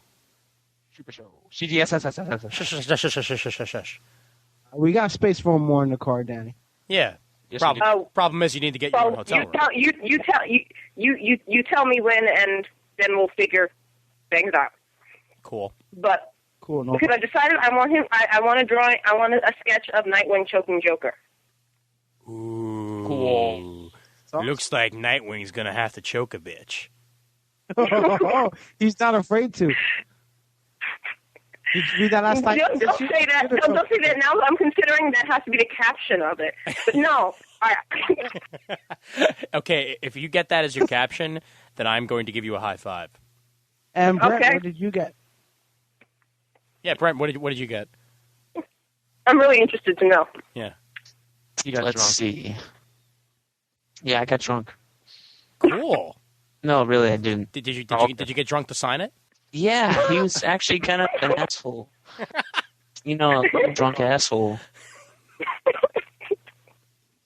Was he eating monkey fetuses? Was he slurring his words? Could you understand him through the accent? So sorry, I can't understand you through your accent. Are we talking about drunk or Morrison? That's what I was hinting at. That's what I was hinting at. All right. Well, and if there are any other questions that Brent would like to ask, now would be the time to do so, because I'm not going to ask any questions because that's not my role in this episode. So you should shut the fuck up then. Okay, then. Put your in your place, bitch. See, that sounded even better because you were like a little distorted there, so it actually made you sound like Darkseid. A quick warning to the three of you who haven't finished reading Countdown yet. Slight spoilers for the end of Countdown coming up from, I think, issue 2, if memory serves me right. So, yeah, just let's just say it's for the last 5 issues of Countdown, even though I know that it's like only one specific issue. But just to be on the safe side, don't want to piss anybody off accidentally, okay? So, yeah, spoilers, Countdown. I'm going to stop talking now. Darkseid is no more. What? No spoilers. I say it. I'm so confused. I don't even think it's a spoiler. Okay, all right, never mind. Continue. He is no more, so how is he the villain? I'm so confused. Did anybody ask that? No, nobody did. That would assume people ask intelligent questions. Yeah, that, and I don't think Raph has read Countdown number 2 yet. I have. Oh, you have? Oh, okay. I thought you got it in. Oh, I forget. You don't do shipments anymore. Oh. Okay, all right, yeah. I buy them from the store now. Oh, yeah, okay. Has everybody here read Countdown number 2 at this point? Did I? Or people that would I give a don't shit think about it? Hope the listeners have. I mean, everybody on the call right now, does anybody give a shit? No, you can't. I'll be reading it soon, so it doesn't make a difference. Okay. Well, yeah, Darkseid's kaput. Darkseid's R.I.P. Yeah, I keep the Newsarama video. Somebody said Batman ripped or whatever. I was like, come on! It's R.I.P. Why don't they just call the fucking thing Rest in Peace? I know. Batman Rest in Peace. Batman Rest in Peace. Isn't that fucking He's hard? not dying. In issue It's not like saying Shield, Strategic Hazard Shield's Logistics Directorate, whatever shit. So, does anybody think that perhaps Orion will be the big villain of Final Crisis as opposed to Darkseid? Maybe. Technically, Orion has to die before the Fifth World comes back. Right. Well, that's what happened in issue 2, Danny. Orion kills Darkseid. He fulfills the prophecy. Okay. Yeah. So now Darkseid is kind of not living. He's eating worms. Which makes me wonder what's going to happen in Death of the New Gods number 8. The Black Racer has to kill Orion. But No, the Black Racer's dead. Black Racer's dead. Then how the fuck is he in Final Crisis? Exactly. I don't know. It's Morrison. It has to do with Seven Soldiers. I'd heard that Seven Soldiers involved the New Gods, so maybe that something from there's going to play in. I don't know. Is All right. you New Gods? Because those Darkseid, Mr. Miracle, all different people. Yeah. Yeah, maybe they're reincarnated or something. Perhaps, Who knows? perhaps. Oh, it's a different set altogether. Anyway, All right. Let's go back. What do you think was the biggest piece of news that you heard at the con? Because I really didn't think there was that much big stuff announced. So it's kind of disappointing. Reading all the reports and stuff, felt like they had a lot more of the big news last year, than this year. Right. And that might have to do with what time of year it was taking place too, because I think that because it was the beginning of the year in February, there were more big deals to be announced. And this time around, because it's April, it's kind of like in the middle of the system, and they haven't really actually had anything that they had to announce at the con. I don't know. I guess the biggest thing that was announced for me was Mark Waid on Brand New Day. Other than that, that there was going to be a Brand New Day Secret Invasion issue that was kind of cool, and not really Is that an issue or is that a miniseries? It's an issue. It's an issue. I believe it's going to be a one shot. I could be wrong. There could be more than that. Oh yeah. Well, this and the other big news was, of course, Gail Simone and Nicola Scott on Secret Six. Yes. Somebody else kind of burned out on all the Secret Invasion. Like they announced Secret Invasion, all these different one shots and miniseries and stuff. FF, Spider-Man. What else is coming? I don't even know. Well, Avengers Runaways. Yeah. Well, Avengers Runaways I knew kinda like- already. I'm just kind of like, I'm not going to get this at all. Yeah. Well, there's also like 20,000 Final Crisis tie-ins when they said that there weren't going to be. Let's see, I'm actually interested in getting those though. Yeah, those are actually going to be good. Yeah. Okay. Now, excuse me, Mr. DC fanboys. Okay. I am a Marvel fan mostly. So I am thoroughly enjoying Secret Invasion so far. So am I. So am I, but I don't think I would that. like to see how these are going to take place. Whether or not they're going to be good. I'm not going to get all of them, just like I wouldn't get all of the Final Crisis tie-ins. But the ones that I get, I'm sure are probably going to be good. I don't think I'm going to get Secret Invasion Frontline because it doesn't sound that necessary, and it doesn't sound like it's going to have Ben Urich and Sally Floyd in it. Right. Which is kind of disappointing. Yeah. Well, I'm not planning on getting that either. But the other ones that were announced, like the Young Avengers Runaways one, I'm probably going to get. The FF one, I was thinking about getting, but then I was like, well, I got the World War Hulk X-Men one, the 3 issues, and that was okay, but really it had nothing to do with anything. Right. So I'm just kind of like, And I could have skipped out on World War Hulk Frontline just as easily, too, because they really had nothing to do with anything. Yeah, well, But I only got it because the Civil War Frontline had a lot to do with stuff. I think there's going to be certain ones which are going to add to the story, and then there's going to be other ones that really don't, and that's going to happen with any crossover. It might just be one of those things where I don't pre-order it, but I might pick it up in the shop when I buy it or something. So translation, you wait until I tell you that it's good, and then you just go ahead and buy it. Yeah, pretty much. Okay. Because I'm going to be picking up most of these. I know I'm picking up the Spider-Man one and the Fantastic Four one. I'm definitely picking up. I don't think I'm going to pick up Frontline because I didn't really enjoy Civil War Frontline that much, even though I didn't pick up World War Hulk Frontline. Penance. Yeah, thank you. His parents are alive. I don't know. I mean, the other ones just all look tasty morsels. I'm a sucker for these tie-ins and crossovers. I don't know. Well, yeah, Danny, were there any big announces that you were really happy about at the con? The pins at the end of DC Nation were most exciting for me. Explain that to the people out there, because it's possible that they might not know. Oh, yeah. So they were handing out, there were only 2 pins, right? Or were there 3? 3, actually. Yeah. Okay, because I only saw 2. Okay. And there were pins with Nightwing on it and Jason Todd, and they were both saying, "I am Batman." And what was the third one? Don't forget Tim Drake and Hush. Okay. Yeah. But also, they finally lined it up where I'm not laughing hysterically at the thought of Jason Todd fighting Dick Grayson. It's now actually an interesting idea, so I'm looking very much forward to that. This might just be because of, what I've read for the past few years, but I'm not really at all interested in Secret Invasion. It's more Final Crisis for me. Mm-hmm. So, well, what I found the most interesting was that that pin that said "Hush, I am Batman," because I'd never expect Hush to even want to be Batman. Yeah, that's what he does. Because he's Hush. Yes. Cool. So let me get this straight on Hush, because I don't know a lot of the backstory after that Jeff Loeb run. So he's not Tommy Elliott?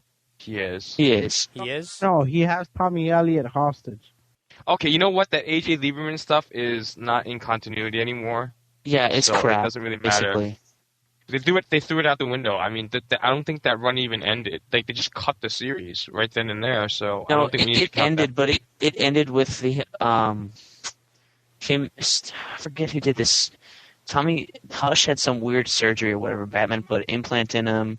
Oh, the Joker was doing surgery on Hush. It was really weird and just like it was a 3-way fight. It was strange. It was disjointed. It's just crap. So don't even worry about it. Okay. All right. So that Paul Dini's going to set it up. Paul Dini's going to set up Hush in his detective run, and then it'll be RIP stuff. So yeah, find out who he is. Probably a detective for sure. And one of the announces actually after the con, well, in Lying in the Gutters, which I hope is actually true this time around, 2 things that were overheard at the con. Number one, that Dan Jurgens is taking over Booster Gold after Jeff Johns is gone, which should be pretty cool because, he created the character. And, his art's been good on the series, and he's been a part of it. And the other one is that Paul Dini might very well be doing a Zatanna series. And after the way he's been writing Zatanna in Batman, that's going to be mighty cool. It will. Yeah. But yeah, anyway, Raph, are you taken aback by any of these Secret Invasion tie-ins, or are you actually looking forward to them as much as, say, the Final Crisis ones? Well, once I heard the Final Crisis ones, they look great. I mean, it's 3 of my favorite writers, Rucka, Johns, and Morrison. But the reason why I was so negative on the Secret Invasion miniseries and all that is because the ones from Civil War and World War Hulk burned me real bad. I mean, Frontline was okay for Civil War, but then the last few issues just kind of just destroyed it for me. Mm-hmm. And the World War Hulk X-Men, I mean, it was good, but it wasn't necessary at all. It had nothing to do with the actual World War Hulk event. It happened before it. So I'm a little burned out by those little miniseries then. But to find out what's going on with Spider-Man in Secret Invasion is pretty cool. To find out how the Skrull characters in the Runaways and Young Avengers playing it are going to be, I'm looking forward to that one. Yeah. And to see Elijah come back and kick the crap out of Fantastic Four is pretty interesting too. Yeah, but considering that we haven't seen Elijah in how many years now? Yeah, really. I want to find out what happened to her. I never knew what happened to her. She just sort of disappeared. She did actually. I believe they explained it. There was an issue. I don't know if you picked it up, but when Heroes right after Onslaught, there was a wrap up issue of all the loose ends. I wasn't reading Marvel back then. Okay. All right. Well, there was a wrap-up issue where the leftover members of the Fantastic Four at the time, which were Elijah, Kristoff, and Scott Lang, because they were all part of the extended family. Right. They all decide to go their separate ways. They try to be the Fantastic Four for a little while. It fails, and then they just decide to go their separate ways. That's the last time Elijah was brought up. Wow. It's been that long. For years. Yeah. So, and that was back in, 98? No, not 96, 97. Okay, yeah. So I wasn't reading till 96. Yeah, so I mean, it's cool that they're finally going back to her. But yeah, Juan, let me throw it to you also. Secret Invasion. You happy about all the crossovers that were announced at the con? I'm not picking them up. I'm gonna just stick to the series. So, they could come out. If they're good, I'll get them in trade. If they're really good, I'll run and pick it up. But if Marvel hasn't been impressing me lately, and they're trying really hard, so that's good. But right now, I'm just really psyched for Final Crisis. Right. Just because the DC universe itself has become an entity, and that is awesome. Yeah. So we'll see what happens. And for other reveals at the con, I was actually very happy to hear about the Farscape comics. Because I was a huge fan of the series back when it was around. Yeah, it was a good show. A lot of people didn't watch it though, and unfortunately, it got canceled. But people should give it a shot. Ben Browder, Claudia Black, great chemistry on screen. Trust me. Mm-hmm. Speaking of shows, did you guys go to the Venture Brothers panel? I wanted to, however, if I would have had to sell my soul. Because that's the only way you would have actually been able to get into that room, because it wrapped around like 87 times. Oh wow! Yeah, I would. Okay. They moved it into the biggest room where they had like the DC Nation and all that, and it was still not enough room for everybody. Wow, because I had heard somewhere that the guys that created it they wouldn't mind doing a comic after the series is done, because they said they're only going to do like 4 or 5 seasons in total. Oh, that's cool. That could be a lot of fun. Yeah. Well, that was also mentioned at the Avatar panel, actually. Oh, really? Yeah, that after the 3rd season is done, they're not done with the universe. They said that whether it would be in some sort of spin-off series or whether it would be in comic books, they want to be able to continue the series and maybe explore the universe a little bit. That'd be great. Yeah. Yeah, and the Avatar panel was great. It was fantastic. Cool. Yeah. Oh yeah, I also wanted to bring up like my favorite reveals from the con, the Power Girl ongoing series. Oh yeah, I forgot about that. Yeah, and the next JSA arc is going to have Black Adam and Isis. I can't wait to see what happens. Are they getting Mankey to draw it, or is it going to be? Because that would be wonderful. Probably still Eagle Shem. See. Yeah, probably still Eagle Shem. Because I love the way Mankey was drawing Black Adam. So I bet they're going to be Team Felix Faust then. Yeah. See Hatter at the end of that series. Mm-hmm. So yeah, any other reveals out there in Reveal Land anybody wants to bring up, or is that it? I think you guys covered everything I was interested in. Yeah, that's about it. I'm all tapped out. Cool. All right. Any other questions from the Peanut Gallery, Mr. Casino? No, I think that's it. Peanuts? Mm-hmm. Do. Well, then, I believe we are down to final thoughts. And we shall begin the final thoughts on said comic book convention with Mr. De Jesus. Could you come back to me? I was waiting for that. I actually picked you first just so I'd be able to hear those words because it's been a while. Let me write my soliloquy starting now. Oh, I love you, man. All right. Now I know you're gay. Yeah, fuck You off. just said you love a man. Yeah. You want to know you're gay? You play with all male hero clicks.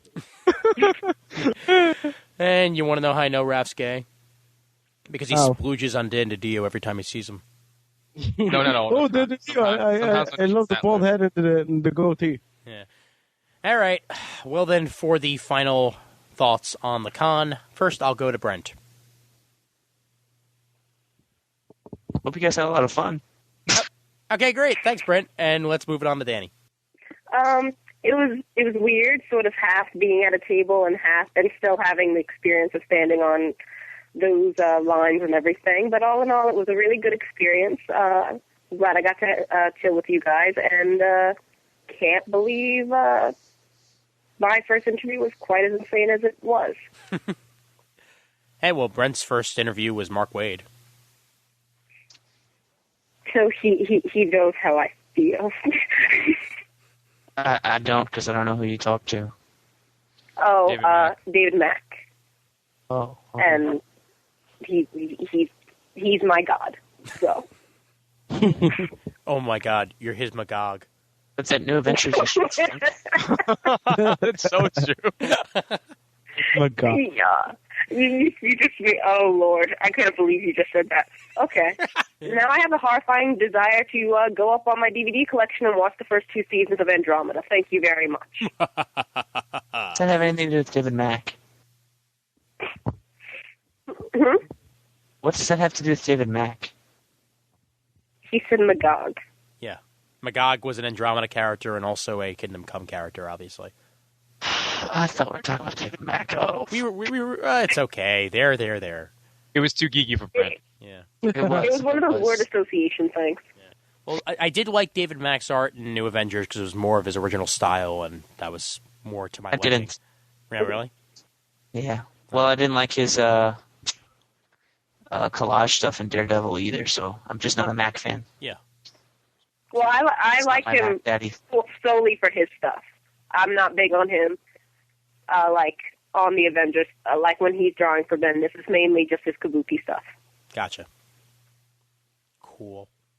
And we will swing it over to One Day Raph. All right. It's interesting because I'm a big fan, and now I'm working for one of the largest retailers in New York, Really? Which God, one? no. Which one? I have no idea. Midtown Comics. Really? Anyway, Wow. so it's so interesting now. Like I'm totally involved in my fandom and all this stuff, and it was really cool to be there, even though it's only one day and 2 hours on the weekend. But if I'm not working for Midtown next year, if I'm working for Marvel or DC or whatever, I would love to be all 3 days. I would love to have another podcast arena table. It's really cool just to meet other people and talk about what they like and just having them on the show. And it's great.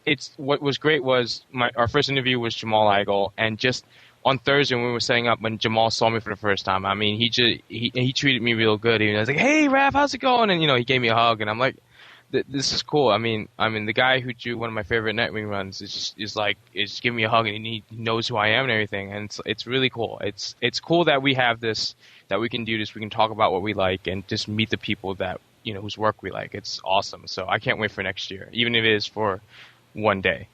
Did you ask him why he left Nightwing in that so early? He actually got pulled off the book. He's actually going to be doing something with Jeff Johns. He can't say what. We tried to ask him, but he wouldn't say. But like he got pulled off that, and they did fill-in issues of like Teen Titans, and he's doing Tangent Superman, whatever now. Yeah. It's kind of like. But he has an open invite. He has an open invite to go back to Nightwing whenever he wants. That's what he told me. That's actually in the interview. So Yeah. And plus, I mean, we're obviously enjoying the current art on Nightwing, so at least we get a good deal out of it. yeah, Rex Morales. Yeah. No, Don Kramer. Don Kramer. Yeah. Yeah, I like him. Isn't it Rex Morales? That was Don Kramer on the last issue, Oh, okay. Well, and for Don I think like Kramer's the good next too. two or something. Then Rags comes back, I assume. I don't know. I didn't think Rags would be on it that long because Oh, I can't okay. do anything anymore. I didn't get my previews yesterday, so I Yeah. can tell you. And I didn't get. I think I didn't actually read through the most recent issue of Nightwing yet. It's still sitting there waiting to be read. Oh, it's good. Yeah. It's good. Yes, I knew. Well, I'm just happy that I caught up on Blue Beetle finally. Oh, so good. I read issues 18 through 25 back to back to back to back to back. Oh, I need to do that Yeah. so bad. Yeah, for my thoughts on the con, this is the first time actually, and I mentioned that I was going to be doing this in the first part of this, that I was going to be doing roaming reporting, but I actually didn't do that the entire con. I sat at the table, I met people, I enjoyed it, and then we creators came to me, which was a really weird experience. People would come and pimp their book, and I asked them if they wanted to be on the show, and then they'd sit down and they'd have a good time, and was a major change for me. Also, the Con 4 in and of itself was so much easier to go through this year. I'd still like it, as I mentioned last time, that if they would just stick to one aisle per booth, as opposed to doing this like 1.5 thing they did with something like the DC stuff and the Tokyo Pop booth, because it's very difficult to like go back to the previous aisle when you're all of a sudden being led down a different one. So that's a bit of a pain in the ass, but they can deal with that. The stage was nice where it was, although it was a bit loud, but we'll deal with it. Artist Alley, what? I can't hear you. Artist Alley was actually bigger this year than it was last year. And having it where it was, it had its nice little area all to itself with 2 separate portions devoted to it. And a bunch of wonderful creators were there, and it was nice talking to them. And yeah, just meeting people and hanging out was just fantastic this year. And even sharing a room with Jim was okay. I was actually setting that up for a gay joke, so if you want to just go ahead and throw them out now, by all means. No, you're gay. You know how I Did know you you're hold your gay? balls for you while you're showering? Did you play with his hero clicks? Stop it. That's my joke. Yeah. You forgot to sign a waiver before you came on here, so sorry, dude. But yeah, no, it was just in general wonderful, wonderful con, and I can't wait for next year, even if it is going to be freezing cold. Did you stay with Jim because you stayed with Raph at MegaCon and he swore you off? You never did that again? Yeah, that's pretty much what happened. Well, no, it was more like I didn't want to go home on Saturday because it would have taken me an hour to get home. I didn't know how long we'd be out, and I was exhausted, so I'm just like, yeah, I'm going to take these 4 couch cushions, and I'm going to turn them into a bed. And I did. It was a narrow bed, but it was comfortable. And you brought clothes with you? Yes, I brought clothes. No, I slept in the nude. What the fuck, man? I don't know. I'm just curious how you just decided all of a sudden. Well, I decided the day You're before. really curious. I decided. I you're decided really the day curious. before. I decided the day before. I brought a Okay. change of clothes and stuff like that, and then I stayed with them on Saturday. That's what I wanted to hear, that you planned ahead. I was just kind of picturing you going on the whim, going, not going to go home. Yeah, and And then all this confunk that you always complain about, you'd have. well, see, I go around to every But they were hotel. pumping the AC so badly. Yeah. I mean, it was freezing, so there would be no confunk. Well, I was just going to say that I leave a change of clothes at every hotel in New York, so I just had to call down to the bellhop and be like, it's Ian, bring him up, and that was it, really. And over to Juan. Well, You guys have 10 minutes? all right. So, And now a For- moment for us by Juan. for 3 days in New York City, 60,000 people in attendance at New York City Comic Con. 60,000 people. That means that from those 60,000, 10,000 people were diehard comic fans. 60,000 people will cross over from movies, films, and as well as television, especially from Heroes. And it shows that the mainstream is starting to tap into our geekiness. Now, I say our geekiness because we were here first. And this show caters to us, as well as the mainstream. And it strikes that balance well enough. And I appreciate the makers of the show and how they noticed all the complaints that we bitched and moaned about last year for about 3 or 4 months.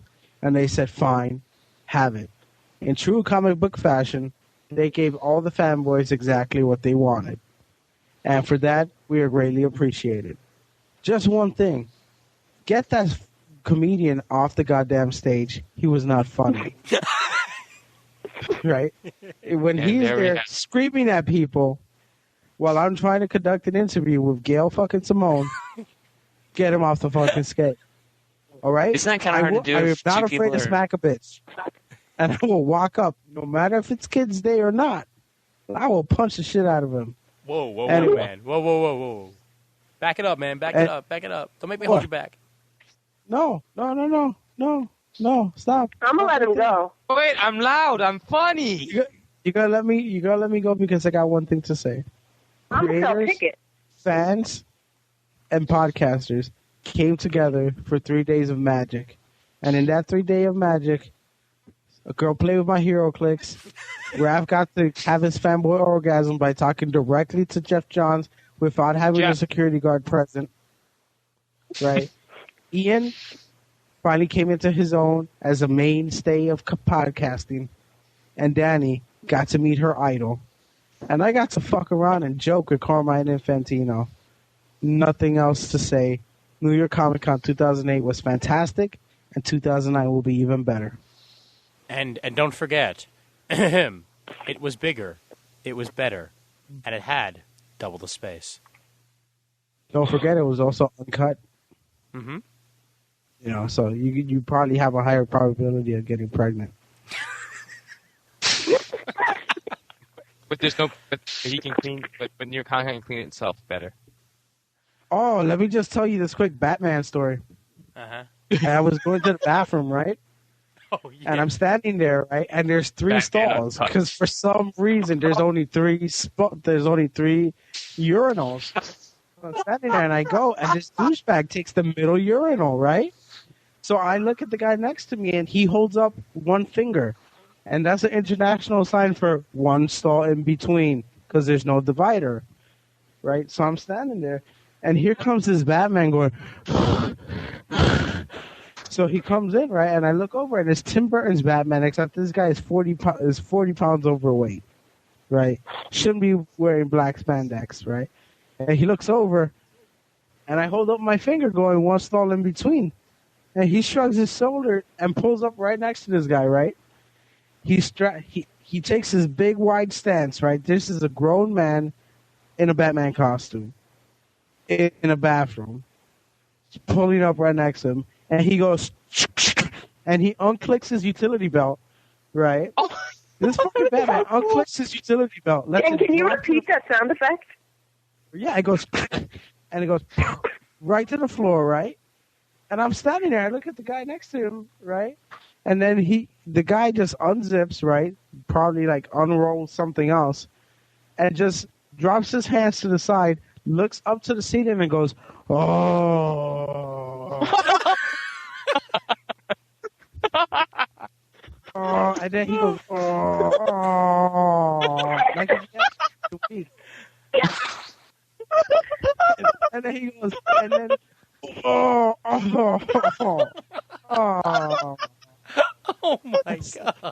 So the toilet has an automatic flush, and he goes, right, and I'm standing there. I'm surprised this guy is even tucked into the costume. And I looked at the guy next to me, and he shrugs his shoulder and goes, "It's Comic-Con." And that's exactly what New York Comic-Con 2008 was.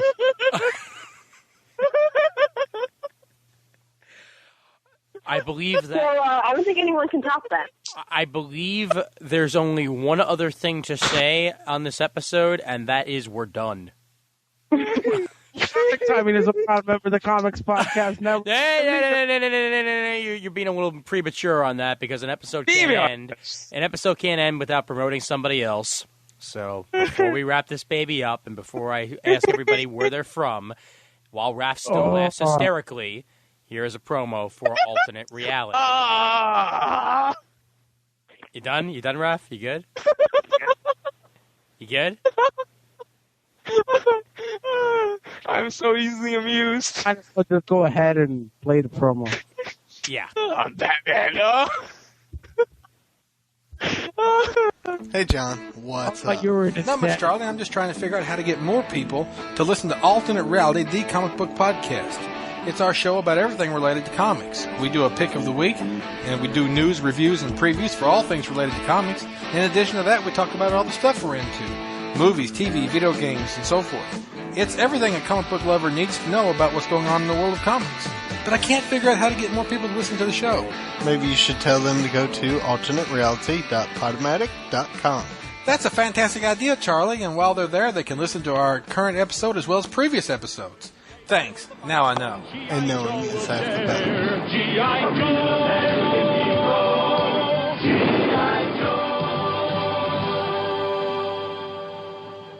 Knowing is indeed half the battle. Go, Joe! Uh-huh. All right. Let's say for Alternate Reality, Mhm. I like their show. It's one of the newer shows I'm listening to that I really like. And their audio quality is not that bad. That's just a promo. Okay. But they're really fun to listen to. So check them out. Yay. And but the only problem I have with them is they like Teen Titans Year One, and I think it sucks. And one of the guys dissed Blue Beetle and said he wasn't going to bother to read it. So I called him up on their voicemail line, and I was like, "All right, you guys need to start listening to it because that's ridiculous. If you're not reading it." So yeah, the next voicemail episode you're going to hear me. So listen to that. Well, I tried to listen to my Blue Beetle, but it didn't really say anything. Unless you heard like the sound of the pages rattling, you know. Yeah. And I like Teen Titans Year One also, so I guess there must be something wrong with me. Just the first 3 issues kind of just like turned me off. I was like, really? Are we really going to turn the heroes bad? Really? Is this not overplayed at all? I don't know. Really? It was nice old-fashioned romp fun. Well, that's not what I wanted. Okay. It's what I wanted. It doesn't explain why they came together. Yes, it does. It's a stupid reason. No, it's not. It was lame. Your face. Lame. So is your face. Oh. All right, let's wrap it up here. Raph, what's up coming on Geeks Unite? And Juan can chime in too. And so can Danny, because technically you're all three the same person. No. One of us. Well, on episode 25 Geeks Unite, you'll hear all our interviews from your Comic-Con. Episode 26 will be a pile diving episode. And episode 27 is Samurai 7. The wrap up of that. We did that I think in February, so we're gonna finish that up real soon. And that's all I know for the pipeline. Can I suggest a season 2 Torchwood episode at some point? Yeah, I have to catch up on it. I've only watched the first 3 or 4 episodes, so yeah. Good. Okay, because if once the season wraps, we can do that. The season wrapped, so that's okay. Why, We can. That's why I'm asking. Yeah. Mid-May. Cool. Okay. And Juan, what's upcoming on Geeks Unite? Probably everything that Raph said, and I also want to talk to him about doing a Crisis Core with Danny, a Crisis Core episode, review and detailed talk about the game, because it is that awesome. Excellent. And Danny, what's upcoming on Geeks Unite? What he said. Cool. Pretty much, yeah. Excellent. But she's not playing with my hero clip. Yeah. Yeah, I'm not going near his hero clips. You don't want to know where they've been. I'm sure Batman was playing with his hero clicks at the urinal. You know, this joke is already played out. It's only been one episode. I'm just so amused by it. It's just hilarious. The thought of Batman at the urinal. And so, what is the email for Comic Time? Not yet. And Brent, any BK's bullets upcoming? I don't know what's in the pipeline because one of you guys flushed, and now I'm kind of scared to look in it. So, Brent, what's upcoming on BK's bullets? I just told you I don't want to look. Will you just tell us, for God's sakes? I think I got... You know what? I smell it, and it's just too scary to look. No, really. I think I have like a Squadron Supreme thing coming up. Maybe something on Iron Man. The Iron Man series really kicks ass. I should probably save that for our upcoming 22 pages. Yes, indeed. And a reminder out there. Our next 22 pages will be Iron Man, Invincible Iron Man #1 by Matt Fraction and Salvador Roca. So once that's out, we'll do 22 pages of it. It'll be a lot of fun. And, it'll be good times.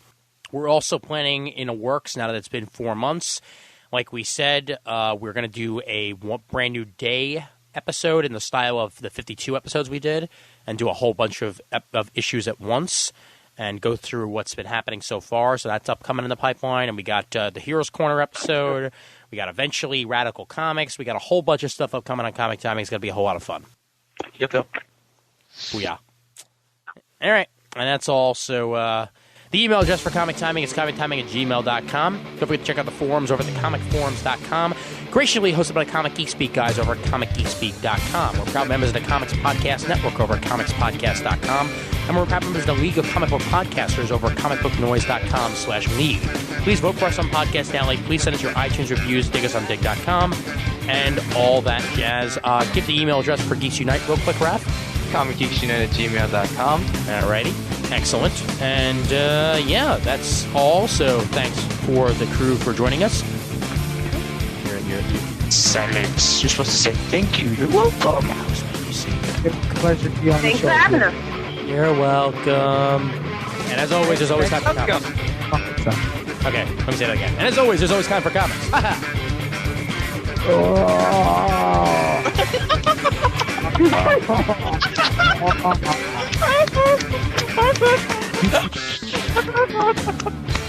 What the fuck, man? There's something living inside Juan. Wait, I gotta grapple hook my ass to the roof. Exceeds weight. Please wait. Shut up.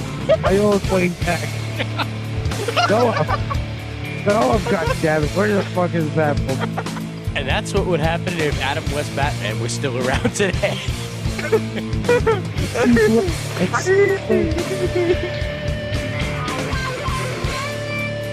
Girl who dressed in random clothes and talked to the whole world. Okay, Where right, she right. live? In 5, 4, 3, 2, 1. Well, that's what they're paid for. Beautiful boy. Okay. You're about to give me some bitch. Anyway, yeah, thank you for scaring half the audience away. We got. Fuck him. Fuck her. Wait, my pain. I have a fever. A fever for more cowbell? Yes, I do. Oh, then you're my best friend. Hello, Moon. Hello, June. Hello, cow. Moon. Good forward, children. Good forward. I somehow feel guiltily responsible for this, and I apologize. Did not feel. You managed to break Rav. Because I'm never gonna give you up. I just break on this. Well, this is making up for the fact that I only had one blooper all last episode. And let's see. There's like maybe 2 other things we could probably say about this con.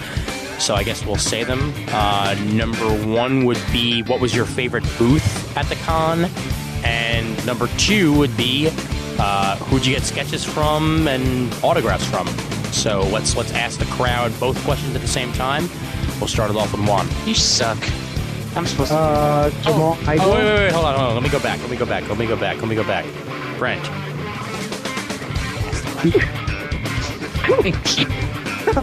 Take over, bastard. That's the most powerful, right?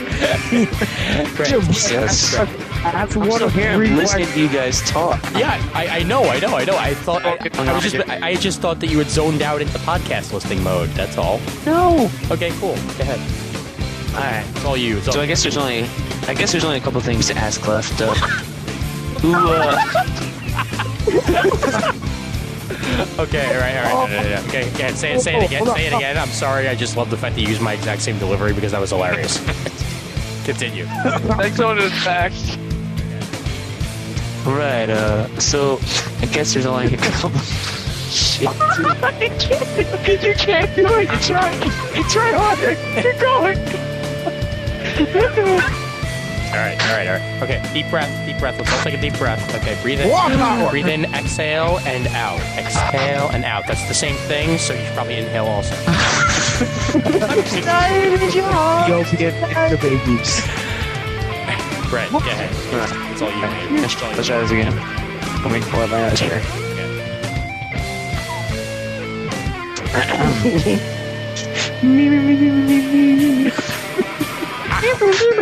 No beaker, bad beaker. All right. So I guess there's only a couple things that. Oh, god damn it. Let's go. You're going to roll with it. Right. You got it. So, yeah, Brent, any other questions that you want to ask? Because I'm not going to do any of those because that's not my place in this episode. Brent? He wants to play with my hero clip.